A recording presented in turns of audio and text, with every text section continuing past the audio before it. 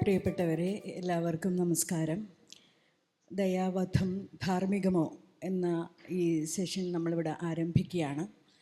ഇതിൽ പറഞ്ഞതുപോലെ അധ്യക്ഷ പദവിയിൽ നിന്ന് മോഡറേറ്റർ പദവിയിലേക്കൊന്ന് ചെറുതായി ഷിഫ്റ്റ് ചെയ്യുകയാണ്. കാരണം അധ്യക്ഷ പ്രസംഗം, അതിനുശേഷം ഓരോരുത്തരും സമയമെടുത്ത് സംസാരിക്കുന്നതിനേക്കാൾ 2 റൗണ്ട് നീണ്ടു നിൽക്കുന്ന ചർച്ചകളിലേക്ക് പോകാം. അതിനുശേഷം ഓഡിയൻസുമായിട്ടുള്ള ഇൻട്രാക്ഷൻ കൂടി നടത്താം. കാരണം ഈ പാനൽ എത്തിച്ചേർന്നിട്ടുള്ള ബാക്കി എല്ലാ പേരും ഈ വിഷയത്തിൽ അവഗാഹമായ പാണ്ഡിത്യമുള്ള ആളുകളാണ്. അങ്ങനെ ഒരു അവസരം നമുക്കിതിൻ്റെ ഭാഗമായി ലഭിച്ചിട്ടുണ്ട്. ദയാവധം എന്നും ചർച്ച ചെയ്യുന്ന സമയത്ത് 2 തരം അഭിപ്രായങ്ങളെന്നും സമൂഹത്തിൽ ഉയർന്നു വന്നിട്ടുണ്ട്.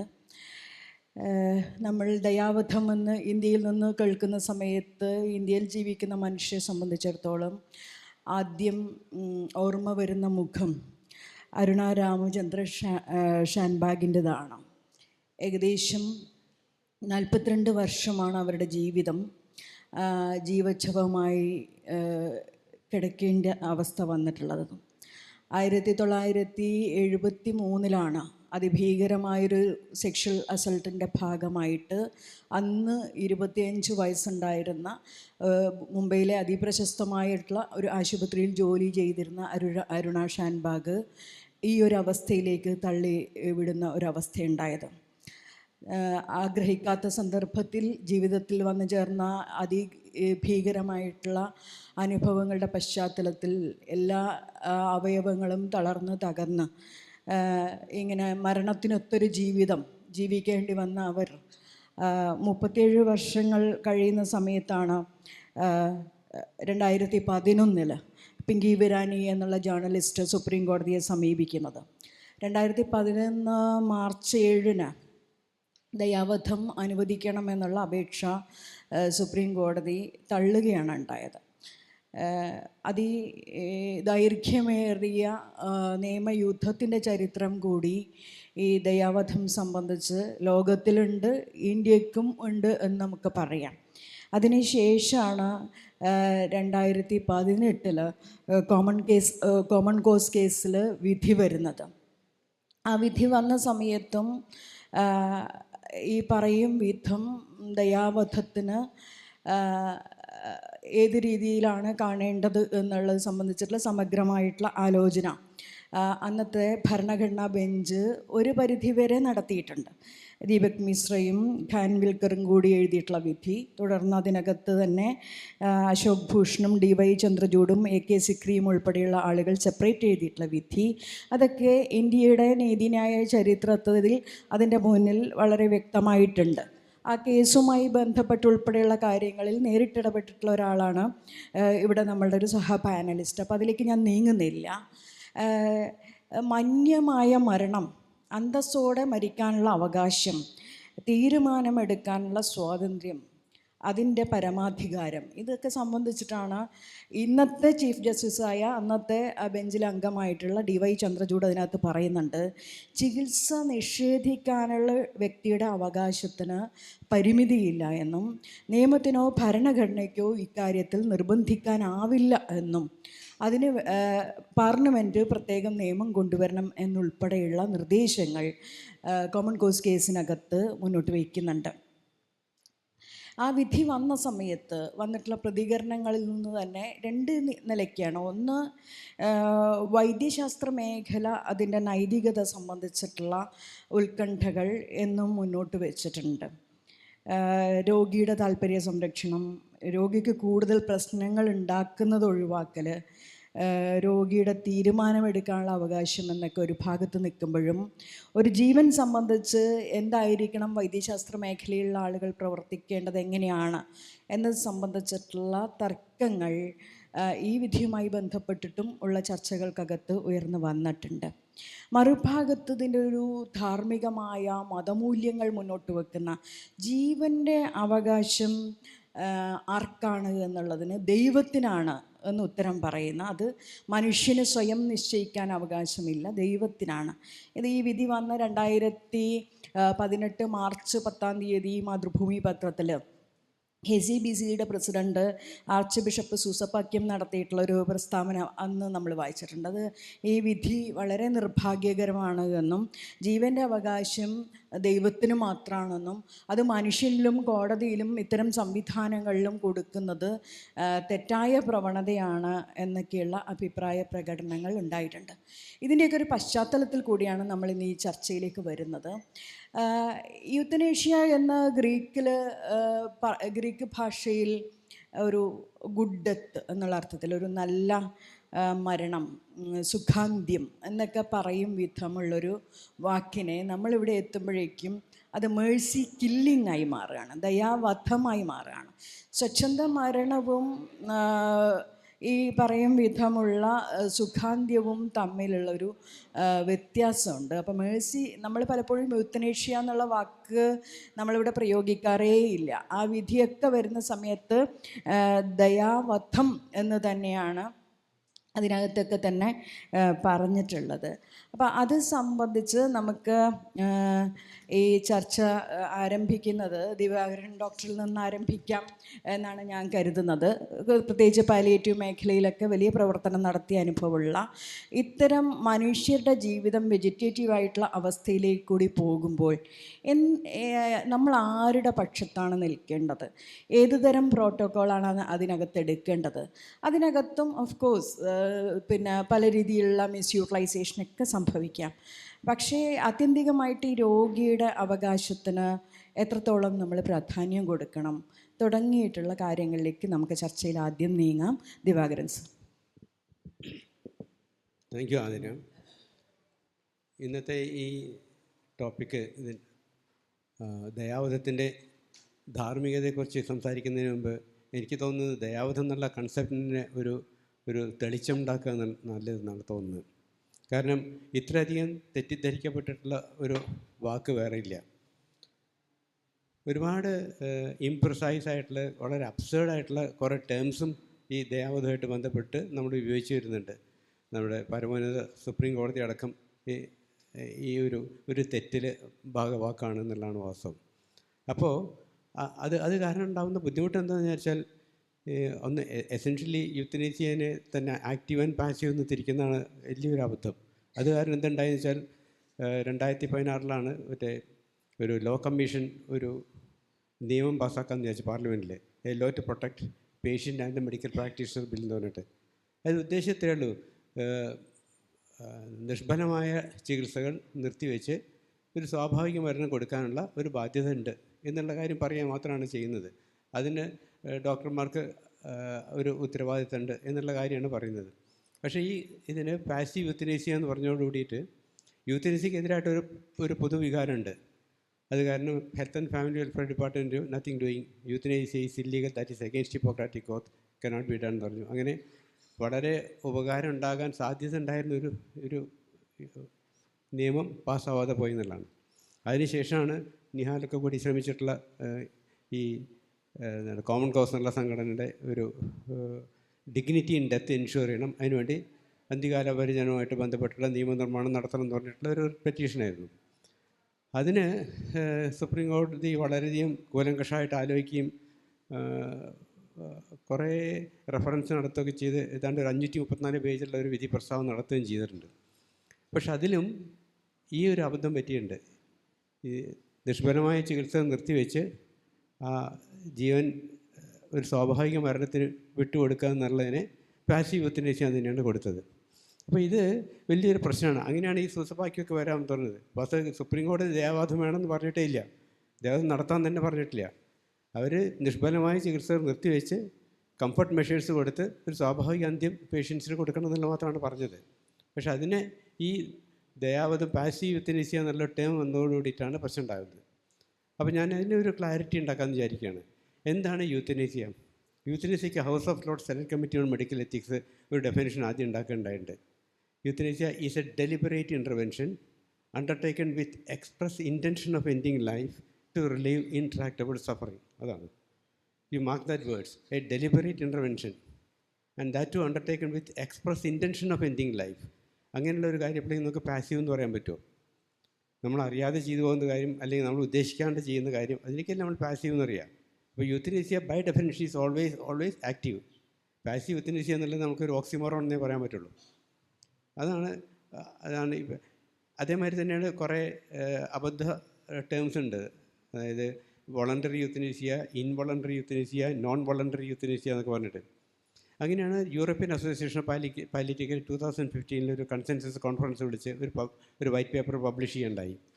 അതിലവർ യൂത്തനേസിയനെ കൃത്യമായിട്ട് ഡിഫൈൻ ചെയ്യുന്നുണ്ട്. അതിലവർ പറയുന്നത് എന്താ വെച്ചാൽ, euthanasia is an intentional killing of a person by administration of drugs at that patient's voluntary and competent request. അത് ചിന്താശേഷിയുള്ള ഒരാൾ ആലോചിച്ചുറപ്പിച്ച് തൻ്റെ ജീവൻ അപഹരിക്കണമെന്ന് ഒരു അപേക്ഷ തന്ന് ആ അപേക്ഷയിന്മേൽ മരുന്ന് കൊടുത്ത് അയാളുടെ ജീവൻ അപഹരിക്കുന്നതിന് മാത്രമേ യൂത്തനേസിയ എന്ന് പറയുള്ളൂ. All other medicalise killing are just murder എന്ന് പറഞ്ഞിരിക്കുന്നത്. അപ്പോൾ വളരെ നാരോ ആണ്. ഇപ്പോൾ യൂത്തനേസിയൻ്റെ ഡെഫിനിഷൻ വളരെ നാരോ ആണ്. The patient has to be conscious, will be able to autonomous ആവണം, will be able to express his ideas. അങ്ങനെ തൻ്റെ ജീവൻ അപഹരിക്കണമെന്ന് പറയുന്നതിന് മാത്രമേ നമുക്ക് യൂത്തനേസിയ എന്ന് പറയുള്ളൂ. ബാക്കിയൊന്നും യൂത്തനേസിയ അല്ല. അപ്പോൾ എന്താണ് ഈ ലിമിറ്റിംഗ് ഫ്യൂട്ടൈൽ ട്രീറ്റ്മെൻറ്റും യൂത്തനേസിയയും തമ്മിലുള്ള വ്യത്യാസം എന്ന് വെച്ചാൽ, that is one of intention. In euthanasia you intend the death of the patient and you do something to cause the death of the patient. Whereas in limiting futile treatment you are not at all intending the death of patient and you are not at all doing anything to cause the death of the patient. ഇവിടെ നമുക്ക് വേണമെങ്കിൽ ഒരു സംശയം ഉണ്ടാകാം. ഇപ്പോൾ ഒരാളുടെ ventilation നടക്കുന്നുണ്ട്. ആ വെൻറ്റിലേഷൻ ഈ ഫ്യൂട്ടൈലാണെന്ന് നമുക്ക് മനസ്സിലാവുകയാണ്. ഈ ഫ്യൂട്ടൈലാണെന്ന് പറഞ്ഞാൽ അത് ഫ്യൂട്ടിലിറ്റിയിൽ മാത്രം അവസാനിക്കുന്നില്ല, അത് ബേർഡൻസമാണ്. കാരണം ഒരു ട്രീറ്റ്മെൻറ്റും 100% നിർദോഷമല്ല. എല്ലാ ചികിത്സയ്ക്കും കുറേ ബെനിഫിറ്റ് ഉണ്ട്, കുറച്ചൊക്കെ റിസ്ക്കും ബേർഡനും ഉണ്ട്. അപ്പോൾ ഒരു ട്രീറ്റ്മെൻറ്റ് ഈ സമയത്ത് ഇയാൾക്ക് ഒരു ഗുണം ഉണ്ടാക്കുന്നില്ല എന്ന് പറഞ്ഞാൽ അതിൻ്റെ മറുവശം അത് കുറേ ദോഷം ഉണ്ടാക്കുന്നുണ്ട് എന്നുള്ളതാണ്. അപ്പോൾ നമ്മുടെ കെയറിലുള്ള ഒരു patient, especially end of life, ഒരു ഗുണം ഉണ്ടാക്കാത്ത അതേസമയം ദോഷം മാത്രം ഉണ്ടാക്കുന്ന ഒരു ചികിത്സ കൊടുക്കാതിരിക്കാനുള്ളൊരു മോറൽ ഓബ്ലിഗേഷൻ ഉണ്ടെന്നൊക്കെ ആസ് ട്രീറ്റിംഗ് ഫിസിഷ്യൻസ്. അതുകൊണ്ടാണ് ദുഷ്ഫലമായ ചികിത്സകൾ നിർത്തിവെക്കേണ്ടത് ഒരു ആവശ്യമാണെന്ന് പറയുന്നത്. അപ്പോൾ ഇതാണ് അതിൻ്റെ ഒരു പ്രിമൈസ് ഉള്ളത്. ഇനി ഇത് എന്താണ് യൂത്തനേസിയയും തമ്മിലുള്ള ആ വ്യത്യാസം തന്നെ പറഞ്ഞത്. ഇപ്പോൾ ഒരു വെൻറ്റിലേഷൻ നടത്തുകയാണ്, ആ വെൻറ്റിലേഷൻ നമ്മൾ സ്റ്റോപ്പ് ചെയ്യണം. പേഷ്യൻ്റ് കുറച്ച് കഴിഞ്ഞിട്ട് മരിച്ചു പോകണം. ഇവിടെ നമ്മൾ എന്താണ് മരിക്കാൻ വേണ്ടിയിട്ടല്ല നമ്മളത് വെൻറ്റിലേഷൻ സ്റ്റോപ്പ് ചെയ്ത്. പേഷ്യൻ്റ് മരിക്കുമായിരിക്കാം, പക്ഷേ മരിക്കാൻ വേണ്ടിയിട്ടല്ല നമ്മൾ അത് വെൻറ്റിലേഷൻ സ്റ്റോപ്പ് ചെയ്ത്.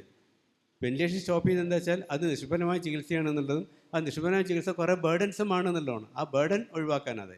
In other words, undue prolongation of the dying process ഒഴിവാക്കാൻ വേണ്ടി മാത്രമാണ് നമ്മളിത് സ്റ്റോപ്പ് ചെയ്യുന്നത്. അപ്പോൾ ഇത് hastening the death and avoiding the undue prolongation of the dying process രണ്ടും തമ്മിൽ സട്ടിൽ ബട്ട് സിഗ്നിഫിക്കൻറ്റ് ഡിഫറൻസ് ഉണ്ട്. ഈ ഡിഫറൻസ് വാസ്തവത്തിൽ മനസ്സിലാക്കിയിരുന്നില്ല ആ സുപ്രീം കോടതി വിധിയിരുന്നുണ്ട്. അതിൻ്റെ പ്രിയാമ്പിളിൽ പറയുന്നുണ്ട്, the heart of the matter is whether the law permits for accelerating the process of dying sans suffering when the life on the path of inevitable decay, and then at what time and to what extent എന്നാണ്. ഇവിടെ accelerating the process of ഡൈയിങ്ങിനെ പറ്റി നമ്മൾ പറയുന്നില്ല. കാരണം palliative കെയറിൽ പറയുന്നത് palliative care does neither intent to hasten death nor postpone death എന്നാണ് പറയുന്നത്. നമ്മളൊരിക്കലും ഡെത്ത് ഹേസൻ ചെയ്യാൻ ഉദ്ദേശിക്കുന്നില്ല. ഡെത്ത് അനിവാര്യമായിട്ടുള്ള ഡെത്ത് വരുമ്പോൾ അത് വന്നോട്ടേ എന്നേ ഉള്ളൂ. അപ്പോൾ ഇവിടെ ഈ ഒരു ഡിഫറൻസ് നമുക്ക് മനസ്സിലാക്കാൻ പറ്റിയില്ലെങ്കിൽ പിന്നെ ഫർദറായിട്ട് ഡിസ്കസ് ചെയ്തിട്ട് യാതൊരു കാര്യമില്ല. അതുകൊണ്ടാണ് യൂത്തനേസിയ എന്ന് പറഞ്ഞാൽ എന്താണ്. ഇനി ഈ നിലയ്ക്ക് intentional killing of a patient by administration of drugs at that patient's voluntary and competent request. ആൾക്ക് ആലോചിക്കാൻ കഴിയണം, എക്സ്പ്രസ് ചെയ്യാൻ കഴിയണം. അങ്ങനെ ചെയ്യുന്നത് ധാർമ്മികമാണോ? അതാണ് ഇനി ചോദ്യം. ഒരു നിലയ്ക്ക് നോക്കിയാൽ 4 കാർഡിനൽ പ്രിൻസിപ്പിൾസാണ് മെഡിക്കൽ എത്തിക്സിൽ: autonomy, beneficence, non maleficence and justice. ഇതിൽ ഓട്ടോണമിയാണ് ഇപ്പോൾ ഒരു പരമപ്രധാനമായിട്ടുള്ളൊരു എത്തിക്കൽ പ്രിൻസിപ്പിളായിട്ട് നമ്മളെല്ലാവരും കണക്കാക്കുന്നത്. ഓട്ടോണമി പറയുന്നത് എന്താ വെച്ചാൽ ഒരാളുടെ ജീവൻ കൊണ്ട് എന്ത് ചെയ്യണമെന്ന്, അയാളുടെ ശരീരം കൊണ്ട് എന്ത് ചെയ്യണമെന്ന് തീരുമാനിക്കാനുള്ള ഒരു അവകാശം രോഗിക്കുണ്ട് എന്നുള്ളതാണ്. അത് നിങ്ങൾ ആക്സെപ്റ്റ് ചെയ്യുകയാണെങ്കിൽ അതിൻ്റെ പരമമായിട്ടുള്ള ഒരു കാര്യമാണ് ഞാൻ എങ്ങനെ എപ്പോൾ മരിക്കണം എന്നുള്ളത്. അപ്പോൾ ആ സ്ഥിതിക്ക് അത് മറ്റേ എത്തിക്കലി കറക്റ്റാണ്. യൂത്തനേഷ്യ ഈസ് എത്തിക്കലി കറക്റ്റ്, നമ്മുടെ cardinal principles of medical ethics വെച്ചിട്ട്. പക്ഷേ സംശയങ്ങളുണ്ടാവും. കാരണം ഇതിൽ ഒരളവോളം പാലിയേറ്റീവ് കെയർ യൂത്തനേഷ്യയ്ക്കുള്ള ഒരു മറുപടിയാണ് അല്ലേ? നമുക്കറിയാം ഒരാൾ യൂത്തനേഷ്യ വേണമെന്ന് പറഞ്ഞാൽ എന്തുകൊണ്ടാണ്? അൺഡ്യൂ സഫറിങ് ആണ്. സഫറിങ് ഒരിക്കലും കുറയ്ക്കാൻ പറ്റുന്നില്ല. നമ്മുടെ പാലിയേറ്റീവ് കെയർ നമ്മൾ ചെയ്യുന്നത് അത് സഫറിങ്ങിനെ മിറ്റിഗേറ്റ് ചെയ്യുക ചെയ്യുന്നത്. അപ്പോൾ നമ്മുടെ ഇന്ത്യയിലത്തെ പാലിയേറ്റീവ് കെയർ കവറേജ് എത്ര ഉണ്ട് എന്നുള്ള വലിയൊരു ചോദ്യമാണ്. അത് ഏതാണ്ട് 2-3% എന്നാണ് പറയുന്നത്. 2-3% ഓഫ് പോപ്പുലേഷൻ അല്ല, 2-3% of those who need palliative care. അങ്ങനെയുള്ള ഒരു രാജ്യത്ത് നമ്മൾ പാലിയേറ്റീവ് കെയറിനെ വ്യാപിപ്പിക്കാനാണോ നോക്കേണ്ടത്, യൂത്തനേഷ്യനെ ലീഗലൈസ് ചെയ്യാനാണോ നോക്കേണ്ടത് എന്നുള്ളൊരു ചോദ്യം ഉണ്ടാകുന്നുണ്ട്. അപ്പോൾ അതാണ് ഒരു ഇതിനെപ്പറ്റി എന്നുവെച്ചാൽ നമ്മൾ യൂത്തനേഷ്യയെക്കുറിച്ച് ചർച്ച ചെയ്യാൻ വേണ്ട യോഗ്യത നേടിയിട്ടില്ല എന്നർത്ഥം. കാരണം യൂത്തനേഷ്യ എസ്റ്റാബ്ലിഷ്ഡ് ആയിട്ടുള്ള എല്ലാ രാജ്യങ്ങളിലും effective palliative care is in place. അപ്പോൾ നമ്മൾ ആദ്യം എല്ലാവർക്കും ഒരു മാന്യമായ പാലിയേറ്റീവ് കെയർ എല്ലാവർക്കും എത്തുന്ന ഒരു ലെവലെത്തിയതിന് ശേഷം നമുക്ക് യൂത്തനേഷ്യനെ ലീഗലൈസ് ചെയ്യുന്നതിനെ പറ്റി ആലോചിച്ചാൽ പോരെ. അതിന് ധാർമ്മിക വശത്താണ്. നമ്മൾ എത്തിക്കൽ പ്രിൻസിപ്പിൾസ് വെച്ചിട്ട് നോക്കുകയാണെങ്കിൽ അതിന് യാതൊരു തെറ്റുമില്ല. അത് എത്തിക്കലി ഈസ് 100% കറക്റ്റ്. ഞാൻ ഇനി പിന്നുള്ള സമയത്ത് സംസാരിക്കാം. നിഹാൽ സാഹു ഡൽഹിയിലെ ഈ കോമൺ കോസ് ഓർഗനൈസേഷനായിട്ട് കൂടി ബന്ധപ്പെട്ട് പ്രവർത്തിച്ചിട്ടുള്ള അഭിഭാഷകനാണ്. മലയാളിയാണെങ്കിലും സംസാരിക്കാൻ കംഫർട്ടബിൾ ഇംഗ്ലീഷിലായതുകൊണ്ട് നിഹാൽ ഇംഗ്ലീഷിലാണ് സംസാരിക്കുന്നത്. ഈ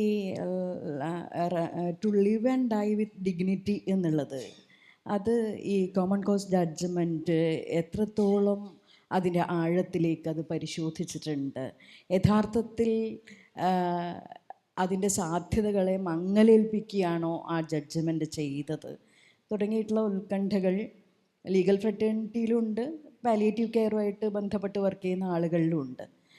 നിഹാൽ എങ്ങനെയാണ് അതിനെ കാണുന്നത്? So, one or two clarifications first. I do not have a connection with Common Cause, the organization. I work at the Vidhi Center for Legal Policy in New Delhi, which worked on the petition for the Common Cause case. And we were part of the arguments for the Common Cause case, and we were the principal litigants in that case. So, there are a number of issues here. My day job, what I do every day, is to try to understand the Common Cause judgment in 2018 that the Supreme Court laid down better. And what I do every day is try to deal with some of the gaps, some of the vagueness, and some of the inconsistencies in that judgment.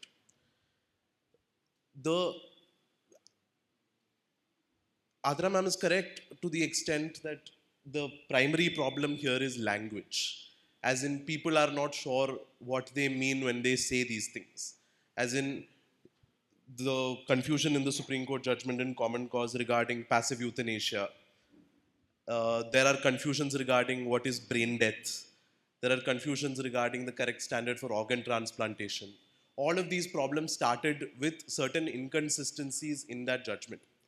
I'll speak about one thing in the Common Cause judgment right now, which is that they have conflated, they have joined together two concepts. One is the withdrawal or withholding of life support. That is, you turn off the ventilator or you do not put someone on a ventilator. And they have conflated that with the question of passive euthanasia, as Sir said. The problem here is that there are a variety of reasons why you want to withdraw someone's life support that are not euthanasia or passive euthanasia or any of these definitions. For example, if a patient is brain dead, and by brain dead, I do not mean they are in a coma. I mean that their entire brain, the whole brain death has occurred. Their brain stem is not functional. There is not a person there. They cannot breathe on their own. And if that occurs, you will have to remove life support. There is nothing else you can do. There is no ethical way to continue. In India, doctors are scarce. There are not enough doctors. There are not enough ventilators. It makes very little sense to keep someone on ventilator after they're dead, for all purposes. But because of inconsistency in the judgment, any time when you try to remove life support from someone, people have interpreted this Common Cause judgment to mean that you must follow the procedure in the judgment. It is all euthanasia, even if the person is already dead. So this is part of the reason why you will see a lot of difficulty that doctors have in India for withdrawing life support at the end of life. There are also certain unscrupulous practices around keeping people on ICUs after they're already brain dead or dead. So these issues arise because of a difficulty in the judgment where they join together two unrelated concepts. So what is, the doctor is right to the extent that euthanasia has a clear definition, but I'll say what the court has defined it as. The court has defined any withdrawal or withholding of life support for a patient, and they have naturally used the language passive euthanasia for all of it, as opposed to active euthanasia, which is a deliberate act. That is how the court has defined it, which is incorrect, but that is what it is when you speak in courts in India. There is the second concept, what is actually passive euthanasia? Passive euthanasia is when you withdraw life support from someone with the intent for the reason of their quality of life. Not because they are already dead, not because of any other reason, but because of their quality of life. You have decided that their present life and the suffering that is associated with it is no longer worth continuing life support on. You should not keep them on ventilator. You should withdraw life support and you should start providing palliative care. This is what passive euthanasia is. But any case where you withdraw life support has been regarded as passive. This has caused many problems. Second, how deeply they've gone into the concepts. There is a lot of difficulty in understanding how deeply they've gone into it at all. Because first, the judgment is very unclear, and as usual in a constitution bench, there are, 3 judgments, right? 3 or 4 judgments. And all of these judgments, reading them together is nearly impossible. We do a lot of work in this area of trying to understand what the holding is in this judgment. In a judgment, not everything said in a judgment is law. Only certain parts of the judgment which are binding, which are on the issue at hand, are law. That is the difference between ratio and arbiter. And not all of the issues in this judgment are binding. Not all of the statements in this judgment are binding. So we need to be very careful about how we read it, and that is an ongoing process. Second, and finally, the withdrawing process created a lot of procedural problems. So let us say you as a person wanted to say that I am going to write a document. It is called a living will.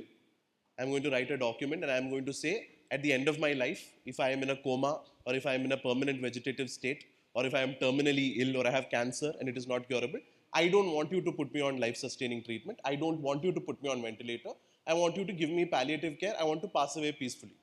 Or you are writing, I'm a fighter. I am a person who does not want to ever give up. No matter what happens, keep continuing life-sustaining treatment. Keep continuing the ventilator. So you can write that down in a document called an advance directive. But there is a worry in India that if you do this, unscrupulous family members, relatives, people will come and they will forge this medical directive, and then they will say you are, then they will forge this document, you will not be put on life-sustaining treatment. Somebody might do this to get at your property. That was what the court was talking about in that case. And whenever somebody came and talked about euthanasia, they would say you are pro-death. That you are like, this is not a worthy cause, and that this is going to be misused. There's going to be an abuse of this process. In order to prevent the abuse of that process, the court set in place an incredibly long set of procedures. You have to go to a judicial first-class magistrate, and you had to go to judicial magistrate of the first class in Kerala, and you have to go to a JMFC, and you had. Yes, it has been simplified recently. You have to go to a JMFC and you have to get your advanced medical directive registered with them. There are a lot of procedures.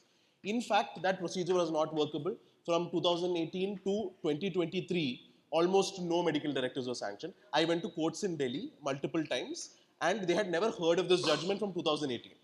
They had never heard of its existence. They had never received a request. Nothing had happened. It was too complicated. And it was too difficult to get hold of a JMFC for this kind of thing.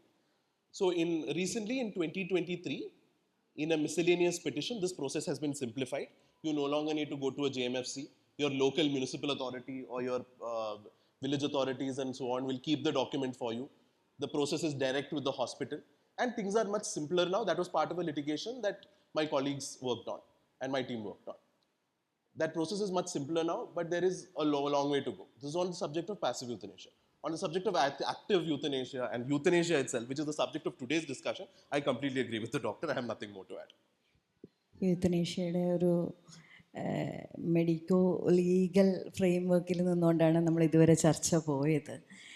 പലപ്പോഴും ഇത് സർഗാത്മക സാഹിത്യത്തിലും ഒക്കെ വലിയ രീതിയിൽ ചർച്ച ചെയ്യപ്പെട്ടിട്ടുള്ള ആളുകളുടെ ഒരു ഇൻട്രസ്റ്റഡ് ഏരിയ ആയിട്ട് തന്നെ വന്നിട്ടുള്ളൊരു ഇത് കൂടിയാണ്. കഥകളിൽ, നോവലുകളിൽ, സിനിമയിൽ ഒക്കെ വലിയ രീതിയിൽ ഇതിൻ്റെ സാധ്യതകളെക്കുറിച്ച് അന്വേഷിച്ചിട്ടുണ്ട്.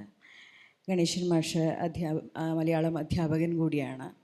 ആ നിലയ്ക്ക് സമീപകാലത്ത് ഇപ്പം മുകുന്ദൻ്റെ നോവലിലുൾപ്പെടെ അതിനെക്കുറിച്ചൊരു നടത്തിയ ആലോചനകളൊക്കെ നടത്തിയിട്ടുള്ള ആളാണ്. ഇതെങ്ങനെയാണൊരു സാഹിത്യത്തിൻ്റെ മേഖലയിൽ നിന്നുകൊണ്ട് നമ്മൾ ഈ ദയാവധത്തെ കാണുമ്പോൾ എന്താണ് സർ പറയാൻ? P M Athira, doctor E Divakaran, Nihal Sahu, പ്രിയപ്പെട്ടവരെ, ഈ വിഷയത്തെ എങ്ങനെ സമീപിക്കണമെന്നതിനെക്കുറിച്ച് വലിയ ആശങ്കയുണ്ട്. കാരണം രണ്ട് നിലകളിലുള്ള സംസാരമാണ് നമ്മളിപ്പോൾ കേട്ടത്. ദിവാകരൻ സാറ് ഇതിൻ്റെ ഒരു ഫിലോസഫിക്കൽ ആയുള്ള ഒരു തലത്തിൽ നിന്നുകൊണ്ടും, നിഹാൽ സാഹു അതിൻ്റെ വളരെ പ്രായോഗിക തലത്തിലുള്ള നിയമവശങ്ങളെക്കുറിച്ചും ആണ് സംസാരിച്ചത്. ഞാൻ സംസാരിക്കാൻ പോകുന്നതാവട്ടെ, സാഹിത്യത്തിൽ ഈ ഒരു വിഷയത്തെ എങ്ങനെയാണ് ആളുകൾ കണ്ടത് എന്നതിനെ ഒരു ആമുഖം എന്ന് വേണമെങ്കിൽ പറയാം. എന്തുകൊണ്ട് സാഹിത്യത്തിൽ കണ്ടത് എന്ന് ചോദിക്കുമ്പോൾ, ആദ്യം നമ്മൾ ഈ സാഹിത്യം എന്ന് പറയുമ്പോൾ അതൊരു കണ്ണാടിയല്ല എന്ന് മനസ്സിലാക്കണം. ഒരു കണ്ണാടിയായിട്ട് നിങ്ങൾക്ക് അതിൻ്റെ ഒരു പ്രതിബിംബം കാണിക്കുന്ന ഒരു സംഗതിയല്ല ലിറ്ററേച്ചർ. പകരം സാഹിത്യം ഒരു പ്രതിനിധാനത്തിൻ്റെ ഒരു സ്വഭാവമാണ് പുലർത്തുന്നത്. പ്രതിനിധാനം എന്ന് പറയുമ്പോൾ അത് ഈ അതേപടിയുള്ളൊരു ബിംബമായിട്ടോ പ്രതിബിംബമായിട്ടോ കാണിക്കലല്ല, മറിച്ച് അതിൽ നിന്ന് നിങ്ങൾക്ക് വായിക്കാവുന്ന, നിങ്ങൾക്ക് കൂട്ടിച്ചേർക്കാവുന്ന ഒരു സ്പേസ് തന്നുകൊണ്ടാണ് ഇന്ന് ലിറ്ററേച്ചർ പ്രവർത്തിക്കുന്നത്. അപ്പോൾ ഇപ്പറയുന്ന ഇങ്ങനെ ഒരു വിഷയത്തെ ഒരാൾ എഴുതുമ്പോൾ നമ്മൾ കാണുക, അയാൾ എഴുതുന്നതല്ല, സത്യത്തിൽ അയാളെ കൊണ്ട് എഴുതിക്കുന്നതാണ്. അയാൾ പൊതുബോധത്തിൽ നിന്നുകൊണ്ട് അയാൾ ആർജിച്ചെടുത്ത പലതിൻ്റെയും പൂരിപ്പിക്കലുകളാണ് ഈ കഥയിലും കവിതയിലും നോവലിലും ഒക്കെ വരുന്നത്. സർഗാത്മക വ്യാപാരം എന്ന് പറഞ്ഞാൽ ഒരു ഊഞ്ഞാലാട്ടമോ ലൈം ജ്യൂസ് കുടിയോ അല്ല. അത് സമൂഹത്തിൻ്റെ അടിവേരുകളിൽ നിന്നും ആർജിച്ചെടുക്കുന്ന, ഇയാൾ സ്വാംശീകരിച്ചിട്ടുള്ള ഒന്നിൻ്റെ ആവിഷ്കാരമാണ്. അങ്ങനെയാണ് ലിറ്ററേച്ചറിനെ കാണേണ്ടത്. അങ്ങനെയാണെങ്കിൽ നമ്മൾ ഈ ദയാവധം പോലുള്ളൊരു വിഷയത്തെ സമീപിക്കുമ്പോൾ ആദ്യം നമ്മളൊരു വാക്കിൽ ഉടക്കുന്നു. അത് ഈ വിഷയത്തിൽ അത് ധാർമ്മികമോ എന്നൊരു ചോദ്യമാണ്. അപ്പോൾ എന്താണ് ധാർമ്മികത? ഈ ധാർമ്മികതയുടെ അർത്ഥത്തിനെ നിങ്ങൾ എങ്ങനെയാണ് നിർവചിക്കുന്നത്? തീർച്ചയായിട്ടും നിങ്ങൾക്ക് മതാത്മകമായ ഒരർത്ഥത്തിൽ ധാർമ്മികതയെ എടുക്കാൻ കഴിയുമെന്നുള്ളതാണ് അതിൻ്റെ ഒരു പ്രശ്നം.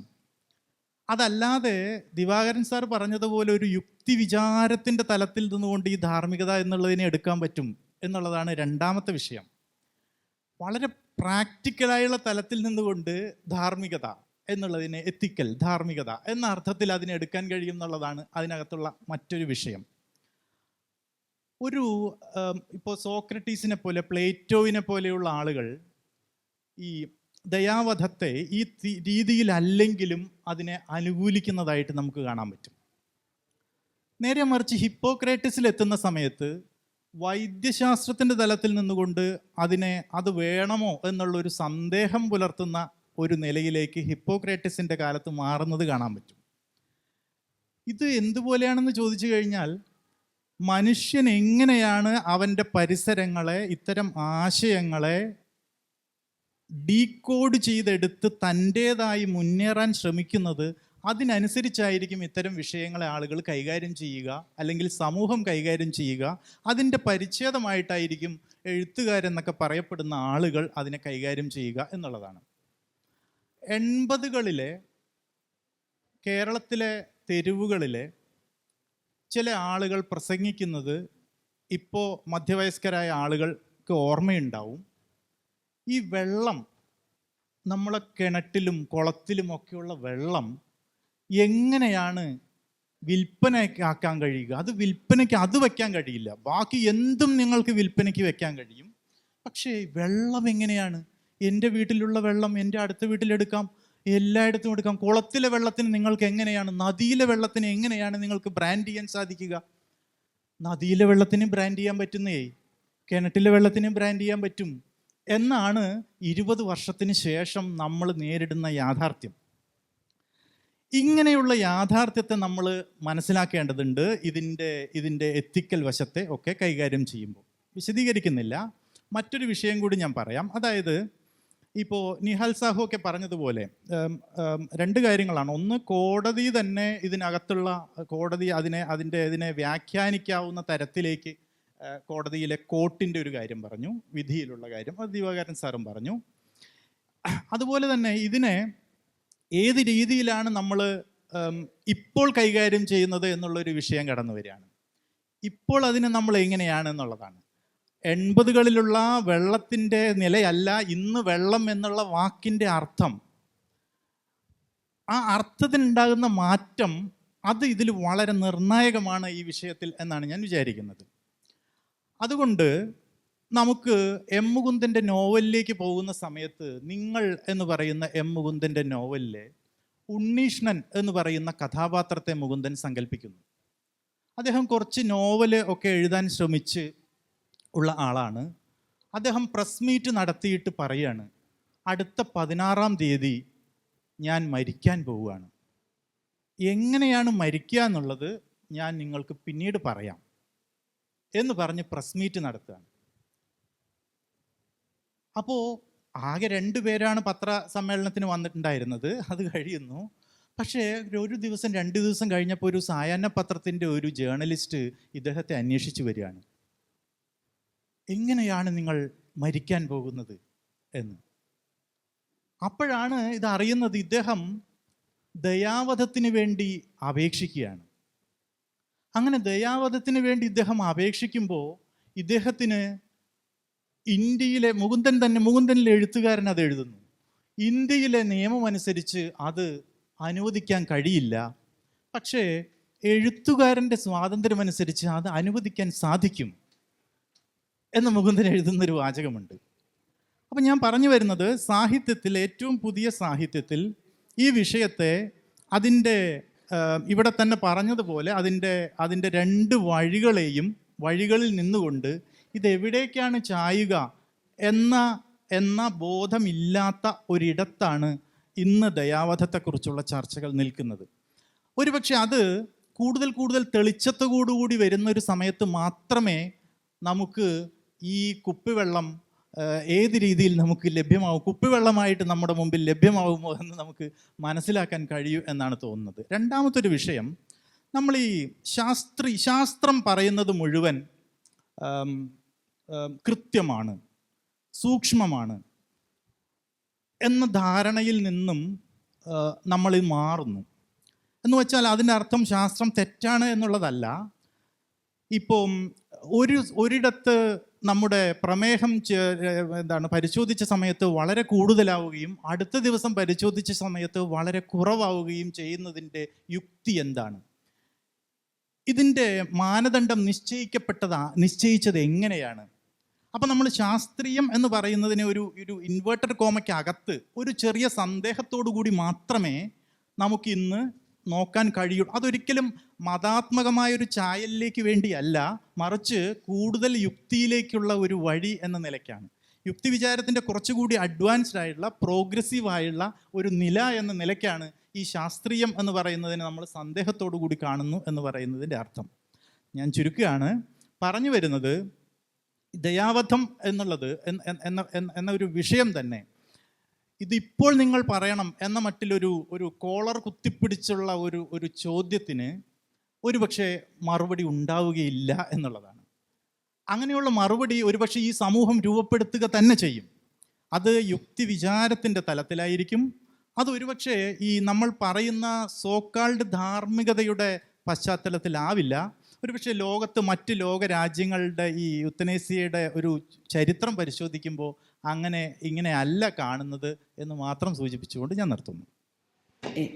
ഗണേഷ് മാഷ് പറഞ്ഞ് അവസാനിപ്പിച്ച ഈ 20 വർഷം മുമ്പേ ഉള്ള ഒരു വെള്ളം സംബന്ധിച്ചിട്ടുള്ള കൺസെപ്റ്റിനെ കുറിച്ച് പറഞ്ഞ സമയത്ത് അതിനുശേഷം നമ്മുടെ രാജ്യവും ലോകവുമൊക്കെ വലിയ രീതിയിൽ മൂലധന കേന്ദ്രീകൃതമായിട്ടുള്ളൊരു ലോകമായി മാറിക്കഴിയുന്ന സമയത്ത്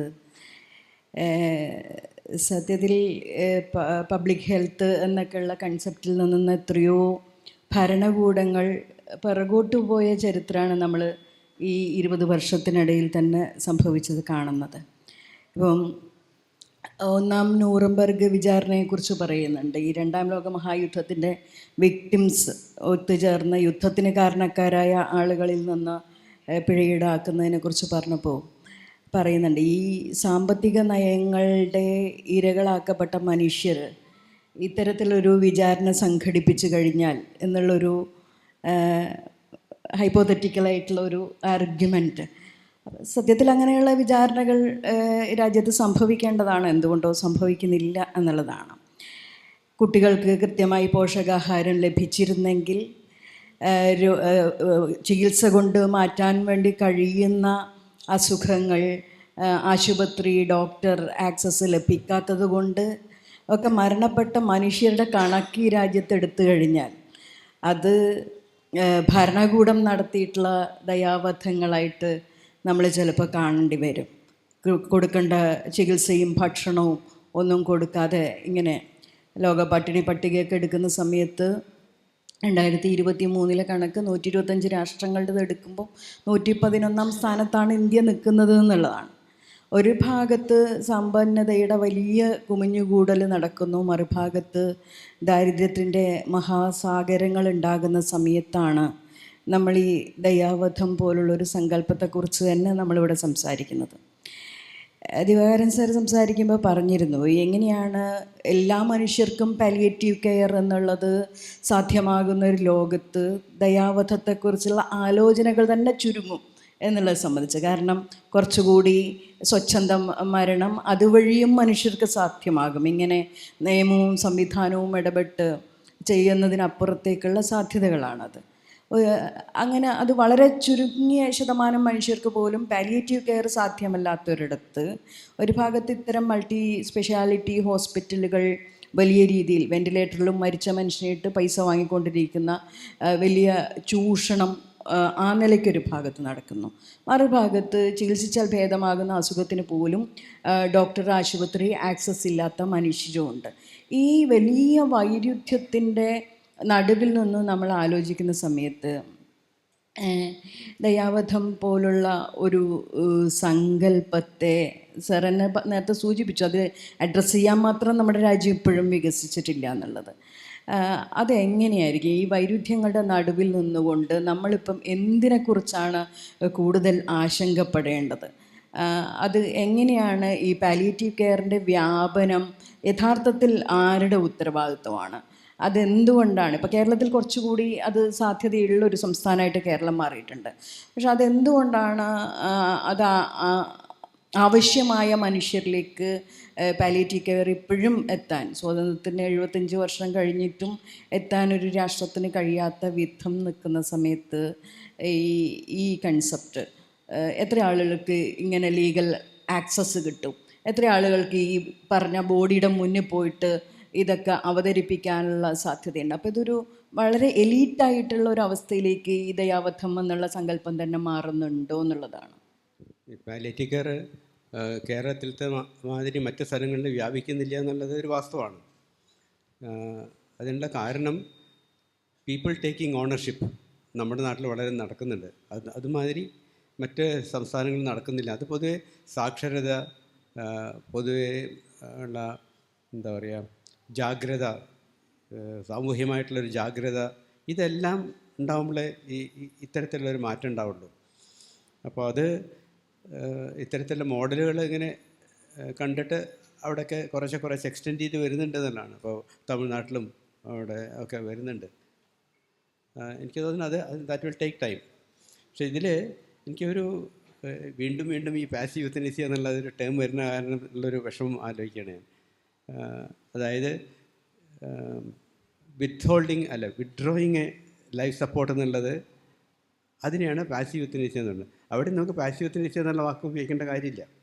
കംഫർട്ട് മെഷേഴ്സ് എന്ന് പറഞ്ഞാൽ മതി, ശമന ചികിത്സ അല്ലെങ്കിൽ സുഖചികിത്സ എന്നൊക്കെ പറഞ്ഞാൽ മതി. ഇതെന്തുകൊണ്ടാണ് ഈ വിത്ത്ഹോൾഡിങ്ങും വിഡ്രോയിങ് തമ്മിലുള്ള വ്യത്യാസം ഉണ്ടാവണമെന്ന് വെച്ചാൽ അതൊരു മിസ്കൺസെപ്ഷൻ ആണ്. നമ്മൾ intuitively we are more responsible for the acts we commit rather than the omission we make. അങ്ങനെയുണ്ട്. ഒരു ചെയ്യേണ്ട ഒരു കാര്യം ചെയ്യാതിരുന്നാൽ അത്ര വലിയ കുഴപ്പമില്ല. നേരെ മറിച്ച് ചെയ്യരുതാത്തൊരു കാര്യം ചെയ്തു എന്ന് വെച്ചാൽ കൂടുതൽ ബുദ്ധിമുട്ടാണെന്നല്ലേ. പുതിയ നിയമത്തിലൊക്കെ എങ്ങനെയാണ് അതിവിടെ അപ്ലൈ ചെയ്യാൻ പറ്റില്ല. കാരണം ഇവിടെ there is no moral distinction between withdrawing and withholding life support എന്നുള്ളതാണ്. കാരണം ഏതാണ് അപ്രോപ്രിയേറ്റ് എന്നുള്ളത്. നേരെ മറിച്ച് ഇത്തരത്തിലുള്ള ഈ ഡിവിഷൻ ഉണ്ടായിക്കഴിഞ്ഞാൽ എന്താ സംഭവിക്കുക എന്ന് വെച്ചാൽ we will be unwilling to stop treatment when it is not appropriate and we will be not willing to start a treatment when it is appropriate for the fear of having to stop it at a later time. അപ്പോൾ ഒരിക്കലും നമ്മൾ ഈ act and omission എന്നുള്ള ആ ദ്വന്ദ്വത്തെ ഇതിലേക്ക് എടുത്ത് കൊണ്ടുവരാൻ പാടില്ല എന്നുള്ളതാണ്. വേറൊന്ന്, ഈ പാസീവ് യൂത്തനേസിയ ടേമൊക്കെ യൂസ് ചെയ്യേണ്ടി വരുന്നത് എന്താ വെച്ചാൽ നമ്മളെല്ലാവരും ഷെയർ ചെയ്യുന്ന ഒരു ഡെത്ത് ഡിനൈയിങ് കൾച്ചറുമായിട്ട് ബന്ധപ്പെട്ടിട്ടാണ്. മരണം അൺആക്സെപ്റ്റബിളാണ്. അപ്പോൾ ഇത് കാണാം. എന്നിട്ട് ഈ അരുണ ഷാൻബാഗിൻ്റെ ഇഷ്യൂവിൽ സുപ്രീം കോടതിൻ്റെ ചില കമൻസൊക്കെ ഉണ്ട്. കേട്ടാൽ കുറച്ച് ചിരി വരും നമുക്ക്. പക്ഷേ അത് കേൾക്കുക നിർത്തിയുള്ളൂ. എന്താ വെച്ചാൽ ഒന്ന്, doctors are not killing anyone, they are not saving പേഷ്യൻസിന്. കില്ലിങ് അല്ലെങ്കിൽ സേവിങ്, നാച്ചുറൽ ഡെത്ത് എന്നുള്ളതിനെക്കുറിച്ച് ആലോചിക്കാനേ വയ്യ. കാരണം അവിടെ ഭയങ്കര പ്രശ്നമാണ്. That burns the lips, death. ഈ ഒരു ഇതുള്ളപ്പോൾ നമുക്ക് ഒരിക്കലും ശരിയാക്കാൻ കഴിയില്ല. പിന്നെന്തുണ്ട്, you cannot prosecute summon for not saving a person.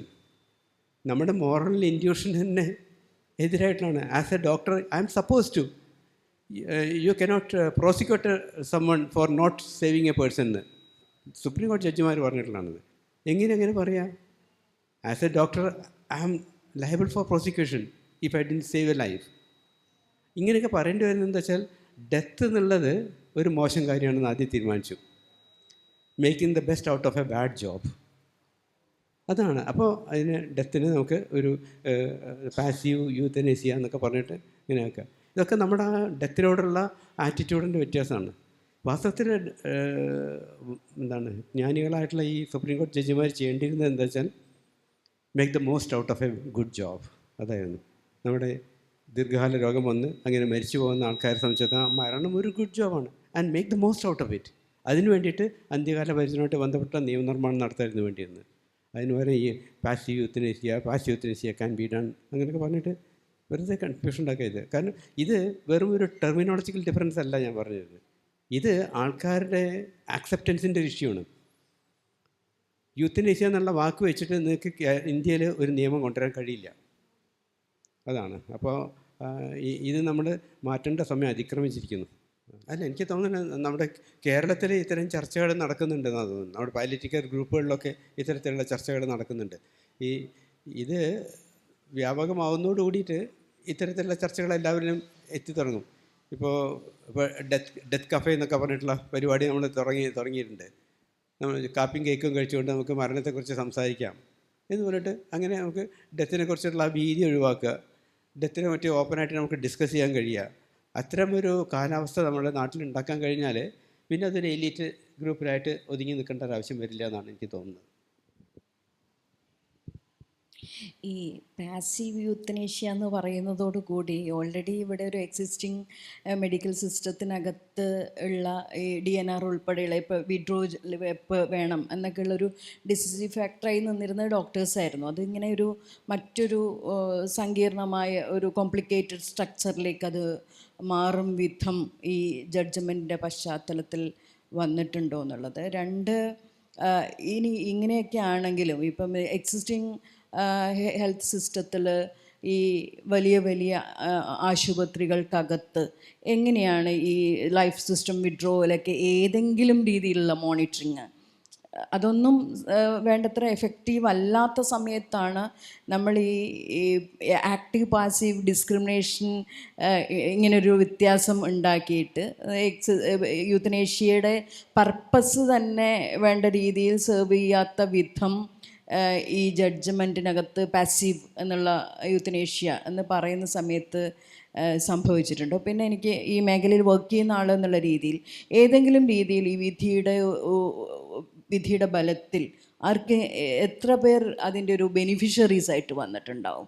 അതാണല്ലോ നമ്മളൊരു വിധി എത്രത്തോളം ഫലപ്രദം എന്ന് നമ്മൾ നോക്കുന്നത് അതിൻ്റെ ബെനിഫിഷ്യറീസ് എത്ര ആളുകൾ വന്നു എന്നുള്ളതാണ്. അതർവൈസ് അതൊരു എന്താ പറയേണ്ട ഒരു ഡെഡ് വെപ്പൺ പോലെ ഇങ്ങനെ നിലനിൽക്കുന്നതല്ലേ? First, let me start with the beneficiaries. I have no data on how many people have used the judgment. I have no data on in how many places the judgment has been implemented. As of early 2023, the procedure has changed again. It will need to be re-implemented again in a lot of hospitals, and a lot of local authorities will have to change. In India, that is a very slow process. And because it is a very slow process, it's going to take time. But as compared to before the early 2023 judgment, there has been much more action recently. You see newspaper articles about people having advanced medical directives like DNRs and so on. And there is some progress in that area. I also want to get into very briefly the question about elitism. And I am of the view that people if you're in Kerala, you have a very skewed view of how most people in India live. And if you're in Kerala, you have a skewed view of what healthcare is like in most of India. Public healthcare in India does not look like what it looks like in Kerala for most circumstances. So, for the vast majority of Indians, not just palliative care, but a range of medical treatment in the first place is out of their reach. So, by definition, this is an elite conversation. Even if you talk about the vast majority of people, okay, let's presume Kerala is exceptional in some sense and we have more palliative care happening here.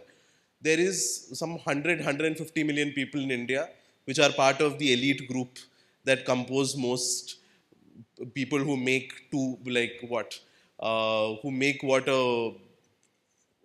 make 40,000-50,000 rupees a month, and in that range.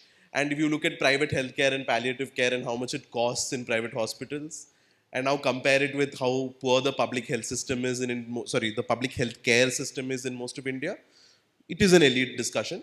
The discussion always takes place as an urban matter, and that is going to be the case until such time as we have either cheaper production of healthcare in the private sector, that is by more investment and so on, or we have a public healthcare system that is worth the name. That we do not have at present. And we have great difficulties in getting there. The third point about how most of India treats this is this. There is a sociological problem here. There is a problem in our societal attitude. The death cafes are a welcome change, and a lot of things like this are needed to bring this up.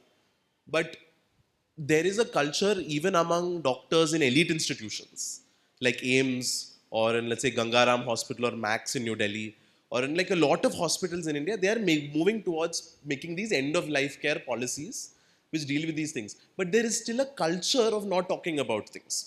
There are very few doctors who will, and they are great people, they will go out and have a conversation with the patient about what the procedure is, about death in general, about easing the procedure. There are very few doctors in large terms who will do that.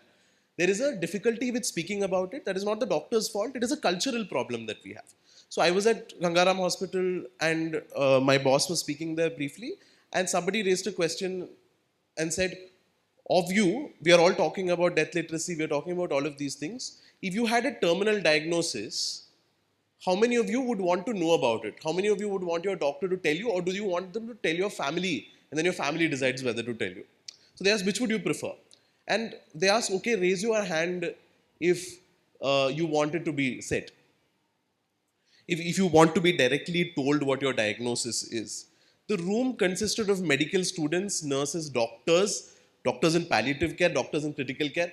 Many of them did not raise their hand.